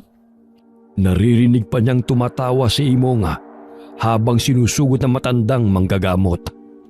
Hindi maaari to. Kailangan kong tulungan si Mang Delfin. Patakbong tinungo ni Daria ang kinaroroonan ng dalawa. Muli pa sanang sasaksakin ni Imong si Delfina, ngunit pinigilan niya ito. Wag! At sino ka namang pulubi na basta-basta na lamang sumusulpot dito? Aswang ka! Bitiwan mo ako! O gusto mong isunod kita kay Delphine? Anong kasalanan ni Mang Delfin sa'yo? At bakit gusto mo siyang patayin? Sino ka ba, ha? Wala akong dapat na ipaliwanag sa'yo. Siguro ikaw rin ang pumaslang kay Tilong, ano? O bakit? Anong gagawin mo kung ako nga? Ipagkakalat mo ako? Ha? Iniisa-isa mong pinapaslang ang mga mabubuting manggagamot para magawa mo lahat ng gusto mo. Kapalit ng salapi. Hoy, pulubi! Wala akong napapala sa pagiging mabuti. Dati ko nang ginawa yon. Ngunit barya-barya lamang ang natatanggap ko. Kung mawawala ang mga hadlang sa landas namin. Limpak-limpak na perang aming matatanggap mula sa aming mga kliyente. Ngunit dahil sa mga buwisis ng mga manggagamot na yan, napupurnada ang aming misyon. Itinulak nito ang inaakalang pulubi na si Daria. Bagamat nahawakan ng ginang ang damit ng aswang na si Imong at napunit ito nang siya'y matumba. Tumambad sa kanyang paningin ang guhit sa dibdib ng huwad na manggagamot. Mata sa loob ng triangulo. Katulad nga sa mga taong pumaslang kay Tilong. Katulad ni Delphine ay papatayin din kita. Traidor ka! Itinuring ka nilang kaibigan. Pero nagawa mo silang paslangin. Isa kang hangal. Sa panahon ngayon, wala nang kaibig-kaibigan. Lalo na't sila ang naging hadlang sa aking tagumpay. Wala silang ginawa kundi ang gawin akong sunod-sunuran. Pero nagawa ko silang paikutin sa aking mga palad. At natalo ko sila. Wala kang kasing sama. Mahigpit na hinawakan ni Daria ang tungkod na kahoy at malakas na hinampas yun sa aswang na si Imong. Ang nooy manggagamot na kaibigan ng asawa, ngayon ay naging kampo ng kadiliman. Paulit-ulit siyang hinahambalos ng pulubing si Daria gamit ang tungkod. Gayon din ang pagsangga ng aswang gamit ang itak nito. Bakit ang lakas niya? Mas malakas pa siya sa mga manggagamot na nakalaban ko. Tila nararamdaman kong malakas na pwersa na kumakawala sa kanyang katawan. Parang katulad sa pwersa noon ni Tilong. Itong sa'yo! Ay! Aray! Aray! Likod ko! Sino-sino pa ang mga kasamahan mo na pumatay kay Tilong? Bakit? Sino ka ba? Bakit kilala mo si Tilong? Isa ako sa natulungan at naging kaibigan niya. Kaya sabihin mo sa akin kung sino-sino pa ang mga kasamahan mong pumapatay sa mga mabubuting manggagamot. Hindi ako ganun katanga para sagutin ang mga katanungan ng isang pulubing kagaya mo. Ah, ganun ba? Kinalas ni Daria ang tali sa dulo ng tungkod nito. Kaya't umusli ang tansong patalim na naroon sa dulo ng kahoy. Itinarak yun ng pulubi sa binti na nakaandusay na kalaban. Sasabihin mo sa akin o hindi? Aray! Sige! Sige! Sasabihin ko na! Basta tanggalin mo yung sandata mo sa binti ko! Aray! Baka naman binibilog mo lang ang ulo ko. Katulad ng ginawa mo sa mga kaibigan mong manggagamot. Hindi! Sasabihin ko na sa'yo! Tanggalin mo na yan ang sakit! Sabihin mo muna kung sino ang mga kasabwat mo. Kung hindi, ibabaong ko tong patalim para tuluyan ka ng mapilay. At sino si Pinuno na narinig kong tinatawag ng mga kauri mo? Aray! Si Duron! Oh! Si Duron! Si Pinuno! Siyang gustong pumatay sa mga manggagamot na sumasalungo sa kanyang kagustuhan. Si Doron, ang malakas na mangkukulam at mambabarang nakalaban ng mga manggagamot dito sa baryo. Buhay pa pala siya. Dahil naging interesado si Daria sa mga isiniwalat ni Imong, ay kinuha niyang itak sa lupa na nabitiwan nito. Inilapat niyang patalim sa leeg ng aswang at muli nitong tinanong. Ilayo mo yung patalim sa leeg ko! Hindi ako magdadalawang isip na gilitan ka na leeg kung hindi mo sasabihin kung sino ang pumatay kay Tilong. Sino ang lumusob sa bahay nila para paslangin sila mag-anak kung hindi ikaw. Sige na, magsasabi na ako ng totoo. Basta wag mo akong papatayin. Pangako, magbabalik loob na ako bilang isang manggagamot. Ang aming mga kasamahan, naninirahan sila sa kabilang bundok. Pakiusap, wag mo akong patayin! Sino-sino sila? Sabihin mo ang mga pangalan nila. Inilapit pa ni Daria ang patalim sa leeg ni Imong, dahilan na makaramdam na ito ng hapdi dulot ng pagkahiwa. Aray! Ilayo mo ng patalim! Binabuan mo na sa leeg ko! Sabihin mo sa akin kung sino-sino sila at nasan sila ngayon. Umaligid sila sa bahay ni Natilong dahil hinahanap pa nila magpahanggang ngayon ng mga mutya nito. Maging ang mag-inay gusto nilang patayin. Tinulak ni Daria si Imong at hinampas ng itak ang ulo nito. Hindi niya mapigilan ang galit sa kalaban na kanyang kaharap. Pinagkalulo nito ang kanyang asawa na walang ginawa kundi ang tumulong sa kapwa at gumawa ng kabutihan. Namilog ang mga mata ni Imong nang maaninaw ang nagliliwanag na bagay sa loob ng bag ng pulubi. Anong lumiliwanag na yan? Nararamdaman kong malakas na kapangyarihan ng mutya ng batong banteling. Huwag mong sabing mutya yan. Pero paano ka makakapagtangan yan? Gayong kada 10 taon lamang yan sumisibol. At nakuha na yan ni Tilong. Nakapagtataka ba? Ngayong bumalik ako, hindi ko nahahayaan na magpalaganap pa kayo ng kasamaan. Alam ko ang kapatiran na sinasabi mo, na siyang nagpahamak kay Tilong. Hindi mo ba ako nakikilala, ha, Imong? Inilapit ng pulubi ang kanyang mukha sa mukha ng aswang. Ganoon na lamang ang pandidilat ng mga mata nito nang makilala niya ang pulubing kaharap. Daria, paano ka nagkaroon ng ganyang lakas? Gayong wala kang alam sa paraan ng panggagamot at ritual. Mahina ka. Pero bakit ibang-iba ka na ngayon? Hindi ako mangmang katulad ng inaakala mong walang alam. Lahat tinuro sa akin ni Tilong. Pero hindi pa ako handa ng panahon na yon. Ngayon sisingilin ko kayong lahat sa pagsira sa pamilya ko. Lalong-lalo na sa pagkitil sa buhay ng asawa ko. Muling hinambalos ng tungkod ni Daria ang ulo ng lalaking kanyang kaharap. Subalit sinanggayon ng kalaban at hinawakan ang dulo ng tungkod kahit na dumurugo ang kamay nito. Ngunit sa tulong ng mutya ay nagkaroon ng lakas si Daria. Nagbago lang ang itsura mo at paniniwala. Pero katulad ka pa rin ng dati, nautusan at mahina. Aray! Muling ibinaon ni Daria ang patalim sa kabilang binti nito. Kaya't gano'n na lamang ang pamimilipit nito sa sakit. Gumapang pa ito upang makalayo. Subalit hinarangan siya ng pulubi at tinadyakan sa ulo. Akala ko ba matapang ka? Tignan mo ang ginawa mo kay Mang Delphine. Walang kalaban-laban pero nagawa mong paslangin. Pwes, ipaparanas ko sa'yo ang lahat ng sakit na dinulot mo sa amin. Wag! Pakiusap! Maawa ka sa akin! Magbabago na ako! Pakiusap!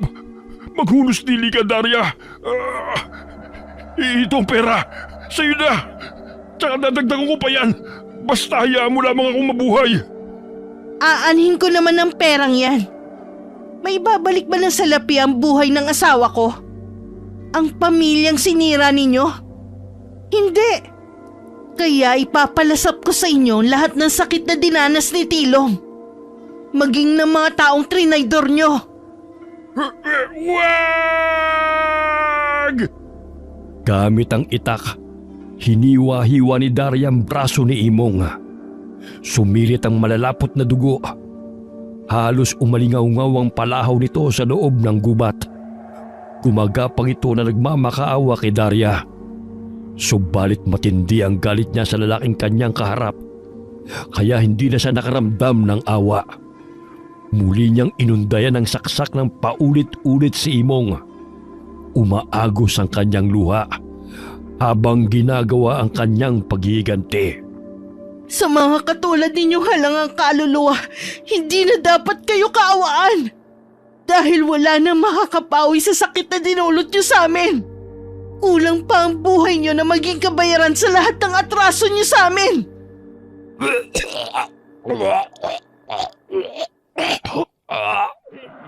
Walang iyak ka! Ikaw ang walang ya! Traitor!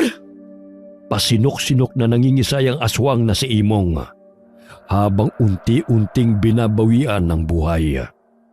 Kinaladkad siya ni Daria palayo sa kubo. Itinali niya ang naghihingalong si Imong sa puno hanggang sa malagutan ito ng hininga. Gamit ang sariling dugo nito ay isinulat ni Daria sa puno ang salitang traidor, huwag tularan. Simula pa lang to. Hahanapin ko ang mga demonyong kasamahan mo.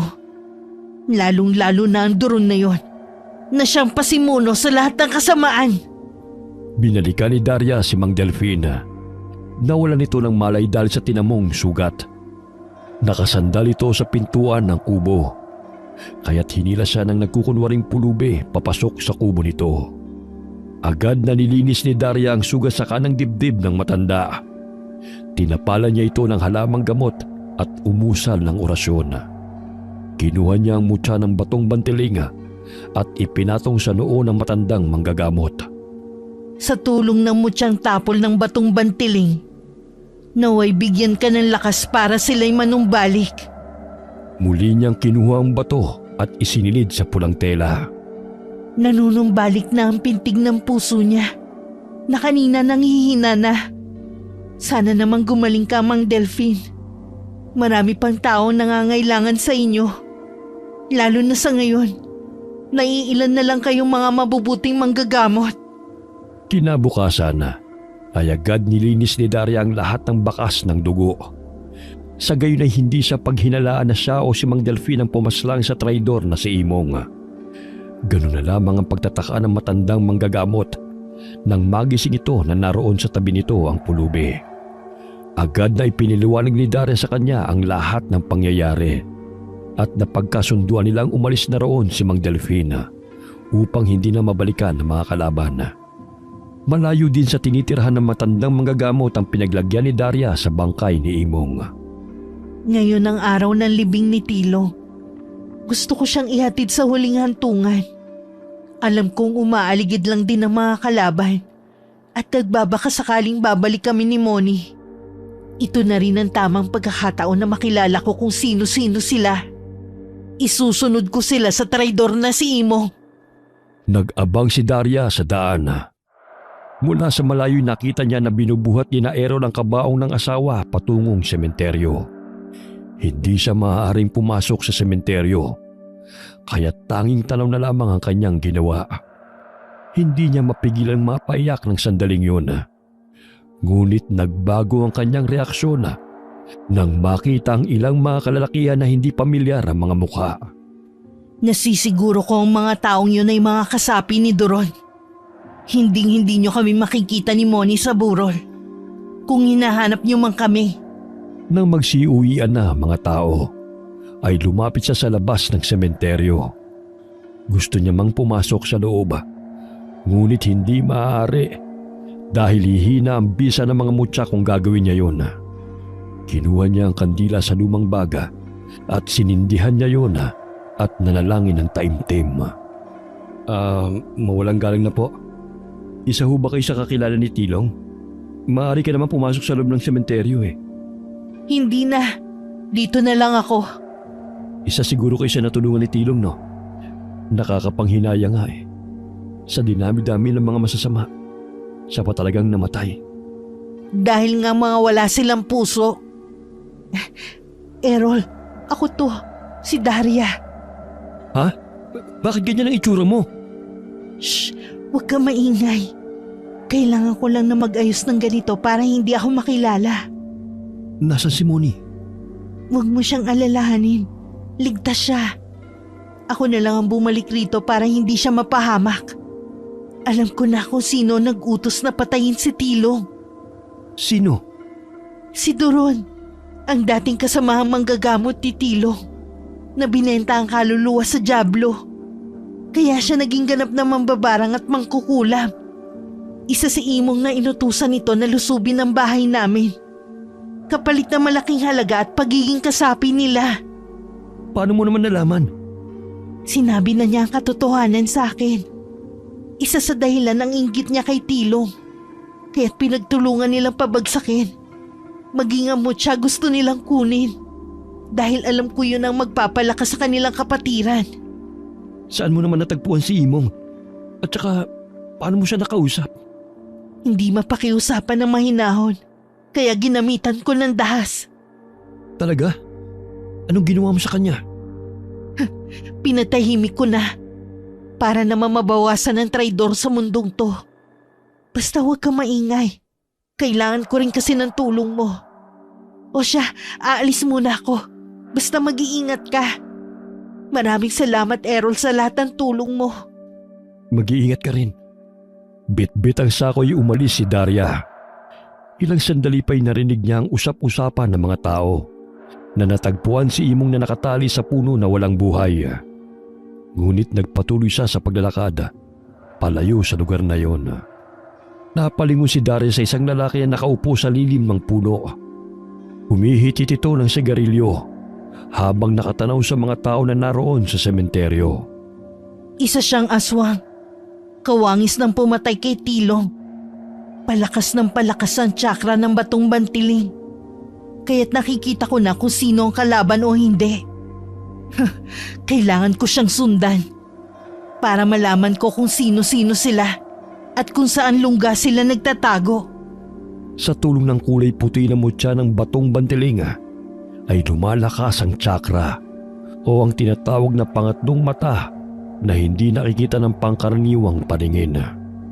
Itinapon nito ang maliit na tira ng sigarilyo sa lupa at agad na umalis. Pinulot yun ni Daria at inilagay sa plastik. Ikaw ang magiging daan para maisa-isa kong malapitan ng mga kasamahan mo. Bumalik si Daria sa kubo na nilisa ni Mang Delfin. Nasisiguro niyang babalikan ng mga kalaban ng matandang manggagamot sa pagkamatay ni Imong. Kumpleto pa rin dito ang mga sangkap na ginagamit ni Mang Delfin sa panggagamot. Hindi na siya nagkaroon ng pamilya at tumandang binata dahil isinabuhay na niya ang panggagamot. Tapos gusto lang siya paslangin ng mga demonyong yon. Isa siya sa mga naging malapit kay Tilong. Pansamantalang namalagi si Mang Delfin sa pangangalaga ng pamangkin nito. Sa gayon ay may makakasama naman ito habang siya'y nagpapagaling. Kinuha ni Daria ang isang bote na nakapatong sa ibabaw ng mesa. Doon niya isinilid ang sigarilyo na itinapon ng lalaki. Pinataka niya yun ng langis at umusal ng orasyon. Ipinikit niya ang kanyang mga mata. Ilang sandali pa'y isa-isa nang lumitaw sa kanyang mga balintataw kung sino-sino ang nagplano para pabagsakin ang kanyang asawang si Tilong. Merong paparating. Alam kong si Mang Delfin ang pakay nila. Inaakala nila ang matandang yun ang pumaslang sa kasamahan nilang si Imong. Umukas ang pinto dahil sa lakas ng pagkakatadyak ng aswang sa pinto. Bumungad sa paningin nito ang nakatalikod na matanda na nagdarasal. Dapat lang talagang magdasal ka, tanda. Dahil sa ginawa mong pagpaslang kay Imong. Oh, bakit parang natigilan ka na riyan? Handa ka na bang paglamayan kasunod ng kaibigan mong si Tilong? Paglalamayan? Baka ikaw ang paglalamayan bukas. Dahan-dahang humarap si Daria sa lalaking naroon sa tapat ng pinto.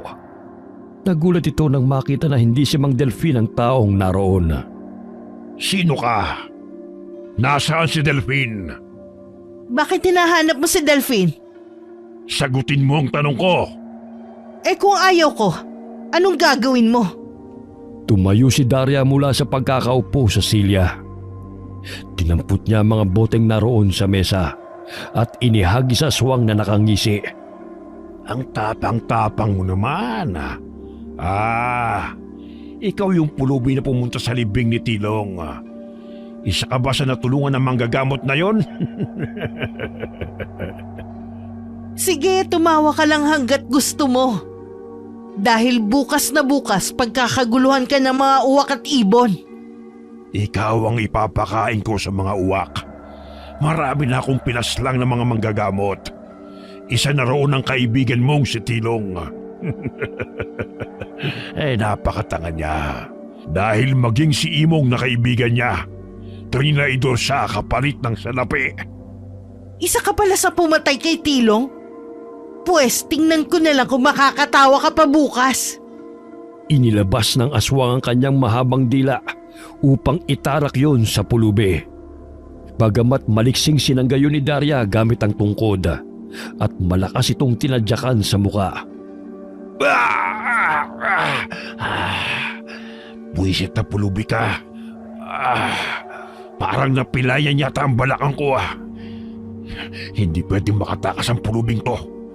Dahil pinag-uutos si Duron na patayin ang lahat ng sumasalungat sa aming grupo. Oh, bakit parang hindi ka na yata makatayo riyan? Nakatsepo ka lang. Pero tatantarin ko ng pinong-pino yung katawan mo. Mahuli lang kita! Talaga ba? Dali-daling tumayo ang aswang at pagapang na sinugod si Daria. Hinablot nito ang paa ng pulubi. Dahilan na ito'y matumba at kinaladkad niya ito palabas ng kubo. Pahihirapan muna kita dalang tapang mo eh. Ayan, paparating na ang aking mga kasama. Natitiyak kong pagsasalaw-saluhan kanila. Hoy, sino bang hinihila mo riyan? Para ka naman timang. Paano naging kahit itong hinihila ko? Kanilang yung pulubi ang hila ko Laking pagtataka ng aswang kung paano naging kahoy ang kanina'y pulubi na hinihila nito. Lingid sa kaalaman ng aswang dahil sa angking mutya ng batong bantiling ay may kakayahan itong tagabulag ang linlangin ng paningin ng kalaban. Dahil sa liksi ni Daria ay nagawa niyang makawala sa kamay ng aswang at pinalitan ng sanga ng puno ang hinahawakan nito. Ginagalit mo talaga ako, pulubi. Paparating na ang aking mga kasama.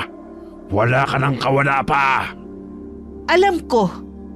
Kaya mas maganda nga na marami kayong ipapakain ko sa mga uwak eh. Para may silbi naman kayo sa mundo.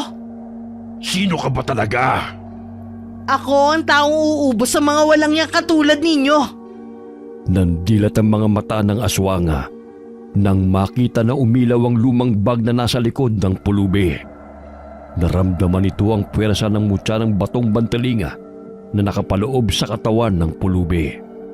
Paano ka nagkaroon ng mutya ng batong bantiling? Isa ka rin bang babaylan? O bakit takot na takot ka? Kanina lang gustong-gusto mo akong patayin, hindi ba? Nararamdaman ko na ikaw ang nakakuha ng 3 klase ng mutya. Nararamdaman ko ang napakalakas na kapangyarihan na nananalaytay sa katawan mo. Lumayo ka sa akin. Nasisilaw ako sa iyo.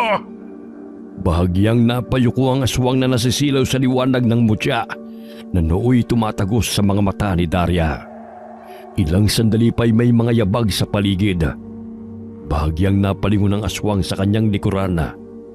Napangisi siya nang makita ang kanyang kasamang aswang na papalapit sa kanila. Mabutit dumating ka. Kanina pa kita hinihintay para patayin ang babaeng yan. Dali! Suguri mo siya! Parang hindi ka naririnig ng kasama mo Hoy! Bakit natamay ka na dyan? Bakit pati ang mga mata mo'y lumiliwanag katulad sa pulubing yan? Patayin mo na siya, taka! O sige na, tapusin mo na ang demonyong yan. Hoy! Hoy! Anong ginagawa mo? Bakit akong sinusugod mo? Ang pulubig yan ang patayin mo, hindi ako! Hindi na nakapanagpa ang aswang sa ginagawa ng kapwa nito, aswang. Paulit-ulit siyang inundayan ng saksak gamit ang itak. Tila hindi nito naririnig ang pagmamakaawa ng kasamahang aswang. Sa tulo ng mutsang bato at orasyon na isinagawa ni Daria, ay sinusunod nito ang pinag-uutos ng babae. Itigil mo yan! Hindi akong iyong kalaban! Sige, patayin mo siya! Huwag kang tumigil hanggat hindi siya nalalagutan ng hininga.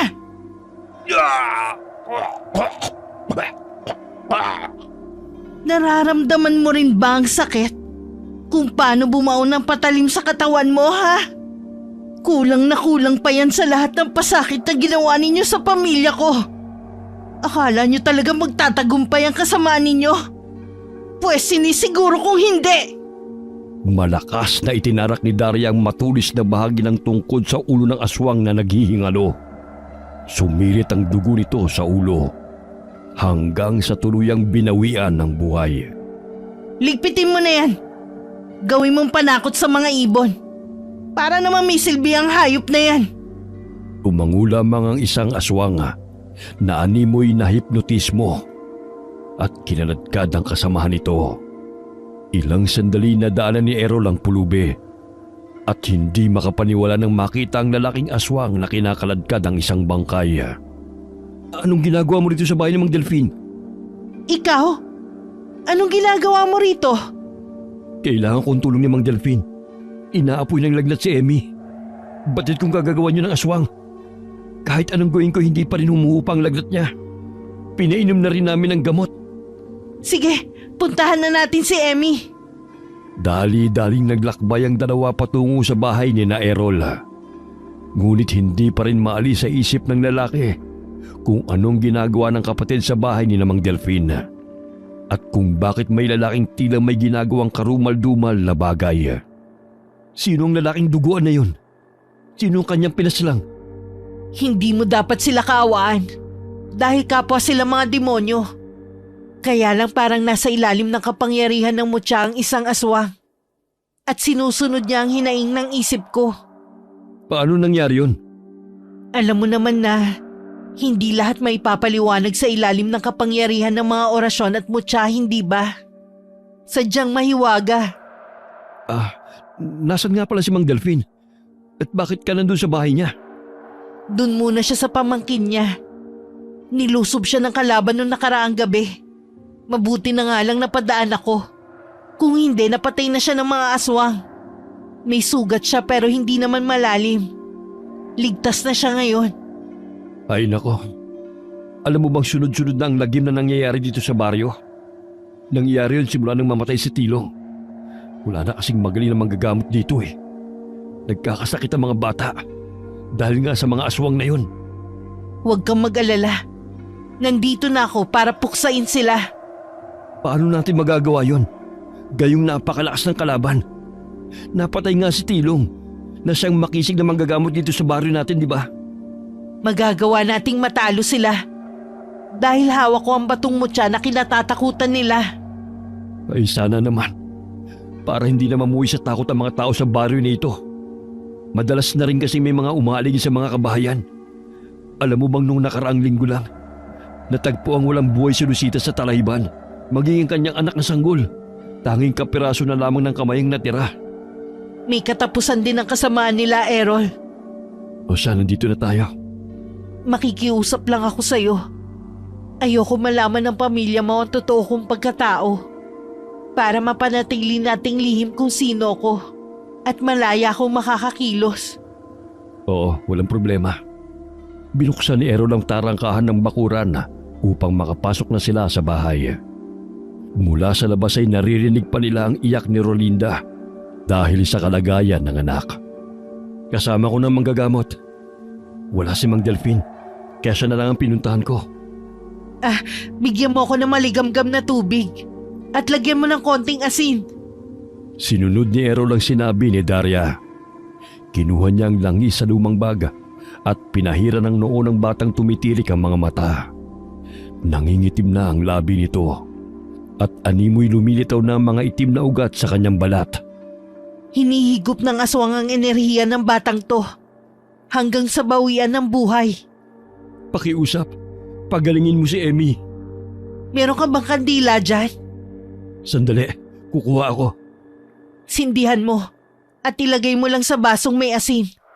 Sa pamamaraang yan, mapuputol ang tali ng puwersang humihigop sa enerhiya ng batang to. Kinuha ni Daria ang tapol na mutya ng batong bantiling. May kumikinang na kristal sa palibot ng bato. Inilagay niya yun sa loob ng basong may tubig at inihipan bago umusal ng orasyon. Muli niyang inihipan ng 3 beses ang baso at pinainom yun sa batang si Emmy. Sa simula'y ayaw pa ng bata. Sige na, Iha. Inumin mo na tong tubig para gumaling ka. Emmy, inumin mo na. Huwag nang matigas ang ulo. Pigilan mo ang ulo niya at pipilitin kong ibuka ang bibig niya. Pumipiglas pa ang bata. Ngunit nagawang mapainom sa kanya ni Daria ang tubig. Nalulun niya yun. Muli siyang pinainom ng pulubing manggagamot hanggang sa sumuka ito ng kulay berde na likido. Ayan, inilalabas na niya ang mga likido na sanhi ng itim na mahika. Hayaan na lang natin na ilabas niya ang mga likidong yan. Naging kulay itim mo. Hindi mo mapapano ang anak ko. Hindi naman. Mamaya giginhawa na ang pakiramdam niya kapag nailabas na niya ang lahat ng likido na sanhi ng negatibong enerhiya. Humiwa ng luya si Daria at pinahid ang kata sa katawan ng bata. Umalahaw ito na animoy nasasaktan na. Ngunit hindi pa rin tumitigil ang manggagamot sa kanyang ginagawa. Pigilan mo lang siya. Nasasaktan ng sino mang nilalang na may kagagawa ng paghihirap niya. Sa tuwing nilalapat ko tong luya na may langis sa katawan ng anak mo. Tignan mo oh. Unti-unting umaaliwalas na ang itsura niya. Ay, oo nga. Maghiwa kayo ng luya. Pakuluan ninyo dahil ipapainom natin sa kanya. Patuloy na pinipigilan ni Errol ang anak na pumipiglas. Kaya't ang asawang si Rolinda na lamang ang nagpakulo ng luya. Ilang sandali pa'y iniabot ito sa manggagamot ang maligamgam na tubig. Pinatakan yun ni Daria ng langis at muling pinainom sa bata. Ayan, huminaw na siya. Babalik na rin siya sa normal. Natipuhan ng aswang si Emmy at gusto niya itong makuha. Oh, itong langis, ipahid mo sa buong katawan niya. Wala na talagang magawa ang mga kampo ng kadiliman, kundi ang maghasik ng kasamaan. Hindi na rin kami makakilos ng maayos maging sa aming sakahan. Dahil natatakot kami, baka mapatay kami ng mga walang hiyang mga aswang na yan. Sumapit ang umaga. Nagimbal ang mga taga-baryo nang makita ang bangkay ng isang lalaki sa gitna ng palayan. Animoy naging panakot sa mga ibon.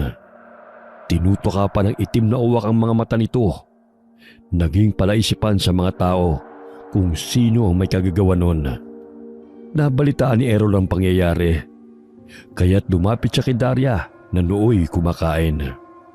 Alam ko may kinalaman ka sa natagpo ang bangkay sa palayan. Hindi naman ako ang pumatay sa kanya, no? Tsaka, hindi ako naglagay sa kanya kung saan man siya naroon. Di ba sabi mo na yung kasama nitong aswang ang may kagagawa nun? Kaso nga lang sa ilalim ng kapangyarihan ng mutya na taglay mo. Ayaw mo nun, nabawasan ng mga kaaway natin. Kung natatakot ka, ako na lang ang kikilos. Kilala ko na silang lahat. At alam ko kung saan sila matatagpuan. Hindi pwedeng pabayaan kita, no? Tsaka anong silbi ng pagiging magkapatid natin? Handa na ang mga sibat at patalim ko. Iiwanan ko ng pangontra ang bahay nyo. Nang sa gayon hindi napasukin ng negatibong puwersa at ng mga aswang. Mamayang gabi tayo lulusob sa kanila. Inagabihan ay tinungo nila ang lugar kung nasaan naroon ang mga kalaban. Nagpalit ng damit si Daria bilang isang matandang hukluban. Grabe ha. Iba na naman ang pagkatao mo ngayon. Kagabi isang matandang pulubi. Naging manggagamot. Tapos ngayon parang matandang mangkukulam na. Tayo na nga. Handa na ba yung mga balisong mo riyan? Aba oo naman. O saan na tayo pupunta ngayon? Maghintay ka lang.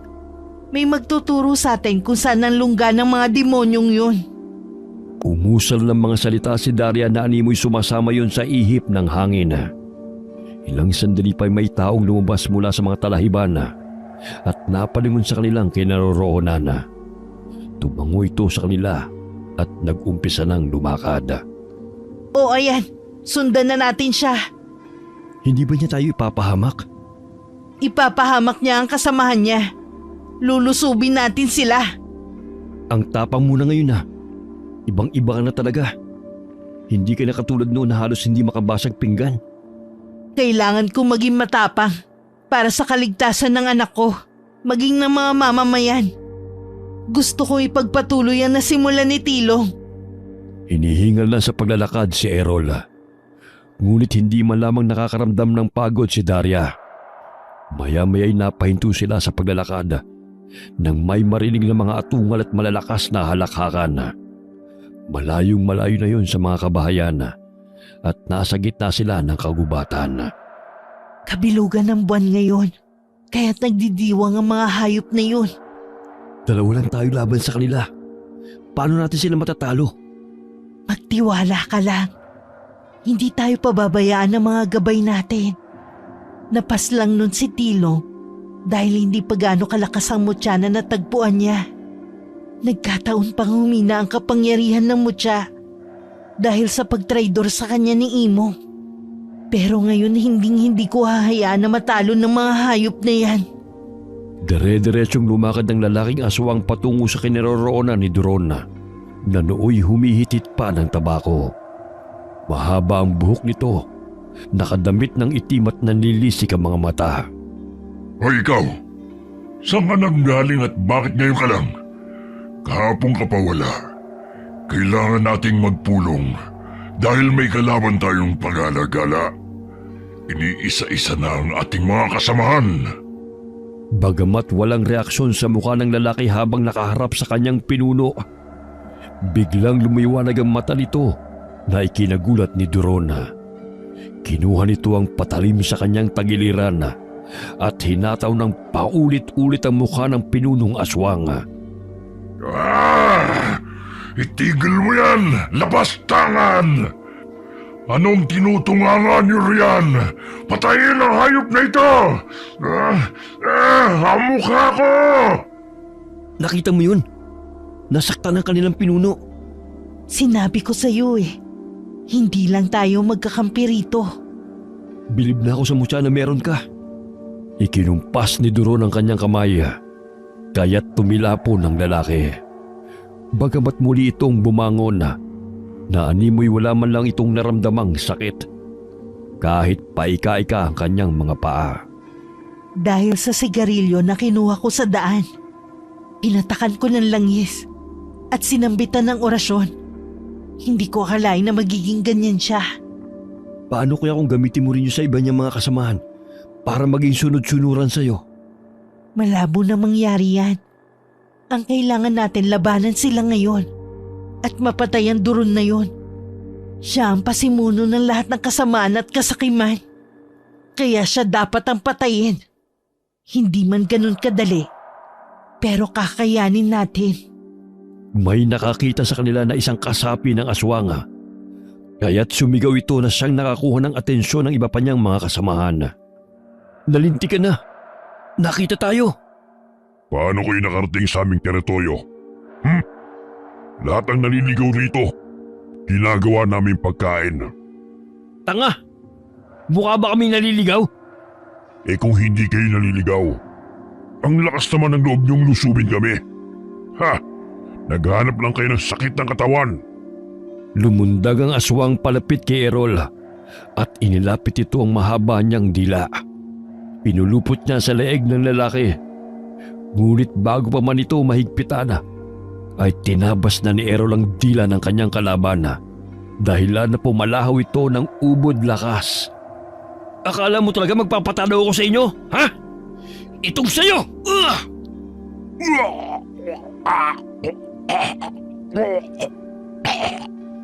Animoy isang palos si Daria na tinatakasan ng mga kalabang aswang na sumusugod sa kanya. Gamit ang tungkod na may mga tansong nakausli, ay isa-isa niyang hinambalos sa mga kalaban. Tila unggoy siya na tumalon-talon sa mga ulo nito at pinagtatadyakan. Maging siya'y hindi niya mawari ang liksi at lakas na kusang nananalaytay sa kanyang katawan. Dahil yun sa tatlong mutya ng batong bantiling na kanyang tangan. Ang lakas ng mga mutya. Hindi ko sukat akalain na ganito pala ang kapangyarihan niya. Errol, sa likod mo! Itong sa'yo! Malakas na itinarak ni Errol ang balisong sa mata ng kalabang aswang. Maging siya'y ginagabayan ng mutya na patuloy na kumikinang sa loob ng lumang bag sa likod ni Daria. May natitira pang manggagamot. Mas malakas siya kesa sa hangal na tilong na yun. Kinakalaban niyo talaga ako, ha? Hoy! Hukluban! Saang lupalop ka ba ng daigdig nang galing? At gusto mo kong kalabanin? Alam mo bang lahat ng sumasalungat sa kagustuhan ko'y kamatayan ng parusa? Alam ko yon. Hindi ako tanga para hindi ko malalaman ang dumi ng budhi mo. Kaya nga kamatayan ang nakalaan para sa'yo. Ang lakas naman ng loob mo. Saan ka ba kumukuha nun? Akala mo talaga makukuha mo ko? Iwinasiwas ng pinunong aswang ang kanyang kamay, sabay sambit ng mga kataga. Tumilapon si Daria sa talahiban. Naninag niya na may kulay itim na usok na lumalabas sa katawan ng aswang. Ang pangit niya. Siya yung pinakapangit na aswang na nakita ko. Oh, bakit parang hindi ka na makakilos dyan, Hukluban? Sandali lang. May paglalagyan ka sa akin. Patawa-tawa ka pa, ha? Tumayo si Daria at dinampot muli ang nabitiwan niyang tungkod. Umikot-ikot siya sa ere na animoy isang ipo-ipo. Dahil sa kanyang liksi, ay hindi na malaya ng pinuno ng mga aswang na naroon na siya sa harapan nito. Paulit-ulit niyang hinambalos ng tungkod si Dorona, dahilan na mabuwal ito sa lupa. Aray! Aray! Walang yaka! Hindi kita titigilan hanggat hindi ka nawawalan ng buhay! Dahil sa galit, ay itinarak ni Daria sa ulo ng kalaban ng matulis na tansong patalima na nasa dulo ng kanyang tungkod. Ayan! Matapang ka, ha? Lahat ng kasapi mo, iisa-isahin ko. Pero bago yun, uunahin muna kita. Daria, sa likod mo! Isa pa to! Kinuha ng babae ang patalim na naroon sa kanyang tagiliran at ibinato sa aswang na papalapit sa kanya. Tumama yun sa leeg ng kalaban, dahilan na bumulagta ito sa lupa. Lumabas sa mga aninong itim sa katawan ni Dorona, maging sa mga kasapi niyang naroon. Animoy lumalabas ang kapangyarihang itim dahil sa liwanag na humihigop sa negatibong puwersa ng mga kalaban. Daria, tignan mo! Isa-isa silang bumubulagta sa lupa at nangihina. Tsaka nanunumbalik ang itsura nila bilang normal na tao. Oo nga. Sa tingin ko'y natalo na natin sila. Ayan oh! Malaking pruweba ang naghihingalong duro na yan. Hoy, bugok! Dahil sa iyong kasakiman, maraming inosente at mabubuting taong nawala ng buhay. Ngayon ang araw ng paghatol sa iyo. Tinadyakan ni Ero ng pinuno ng aswang sa mukha. Dahil sa pinsala nito sa ulo, ay unti-unti itong nawalan ng buhay. Nagsitakbuhan upang tumakas ang ibang kasapi nito. Hayaan na lang ba natin sila? Wala na naman silang kapangyarihan eh. At tanging normal na tao na lang sila. Nararamdaman ko ring unti-unti na silang manghihina dahil sa sakit na dadapos sa katawan nila. Magiging payapa na rin ang ating baryo. Daria, Gusto na rin namin kayo makasama ni Moni. Ako rin, Errol. Nabubuhay kami ng anak ko sa ibang katauhan. Ang hirap magkunwari. Kapag nasiguro ko ng ligtas rito, babalik kami ni Moni para bisitahin kayo. Sa ngayon, kailangan ko munang balikan siya. Nasisiguro kong nag-aalala na yun. Inilibing nila ang mga bangkay ng mga kalaban bago umalis sa lugar na yon. Ilang araw pang nanatili si Daria sa baryo. Ngunit nasiguro niyang naging malaya na ang baryo mula sa mga kalabang sumasalakay sa mga tao. Patakbong tinungo ni Moni ang pintuan nang mapansin ang inang papalapit. Nanay! Miss na miss ko na po kayo! Ako rin, anak. Nagpakabait ka ba dito kina lolo at lola? Ay, opo, nanay. Tignan niyo nga po si Lola, oh. Nagagalaw na niya ang mga paa at kamay niya. Talaga ba? Ang galing-galing mo naman palang manghihilot, anak. Nakangiting pinagmamasdan sila ni Lolo Jose. Ganun na lamang ang pasasalamat ni Daria dahil itinuring ng mag-asawa na apo ang kanyang anak. Dahil ligtas na silang mag-ina, ay ipinagtapat ni Daria ang tunay na katauhan nila ni Moni at kung bakit sila napadpad sa lugar na yon. Nakangiting pinagmamasdan sila ni Lolo Jose. Ganun na lamang ang pasasalamat ni Daria dahil itinuring ng mag-asawa na apo ang kanyang anak. Dahil ligtas na silang mag-ina, ay ipinagtapat ni Daria ang tunay na katauhan nila ni Moni at kung bakit sila napadpad sa lugar na yon. Tay Jose, humihingi po ako ng paumanhin kung nagsinungaling man po ako sa inyo. Ngayon sigurado na po akong ligtas na kami ng anak ko. Gusto ko lang pong sabihin na Daria po ang pangalan ko at si Moni po ang anak ko. Hindi po Ani at Dana ang mga pangalan namin. Naiintindihan ko, Iha. Sinabi na sa akin ni Moni ang lahat. Pwede naman kayong mamalagi rito. Wala naman kaming kasama ni Milagros. Isa pa, lumalakas kami dahil sa kukulitan ng batang yan. Bumisita kayo sa baryo hanggat gusto ninyo. Pumayag si Daria sa alok ni Lolo Jose. Alam niyang pamilya na rin ang turing ng mag-asawa sa kanila. Kaya't bumabalik na lamang sila sa baryo upang bisitahin sina Errol at ang puntod ng yumaong asawang si Tilong. Kahit papano yung nabigyan niya ng hustisya ang pagkamatay ng kanyang asawa at ng ibang kababaryo mula sa kamay ng mga kalabang aswang. Okay, shoutout po sa Katarmanonan from Mary Jane Duasis. Hi po sa Calderon family from Ariel Calderon. Kumusta ka, Amy Yong? Hi kay Maylin ng Dasmariñas, Cavite. Shoutout kay Precious Irsalso. Kumusta po kayo dyan sa Hong Kong? Hi Alona R from Marinduque.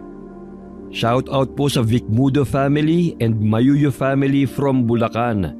Lalong-lalo na po kay Dominga Vicmudo. Hi kay Pinay 0822 from Singapore. Shoutout po sa Calcada family. Lalong-lalo na po kay Corazon Calcada. Shoutout po sa Nasa family, lalong-lalo na po kay Mary Ann Nasa na lagi pong nakikinig sa atin. Okay, salamat po sa inyong lahat. Kita-kita po tayo sa susunod na video. God bless po sa ating lahat.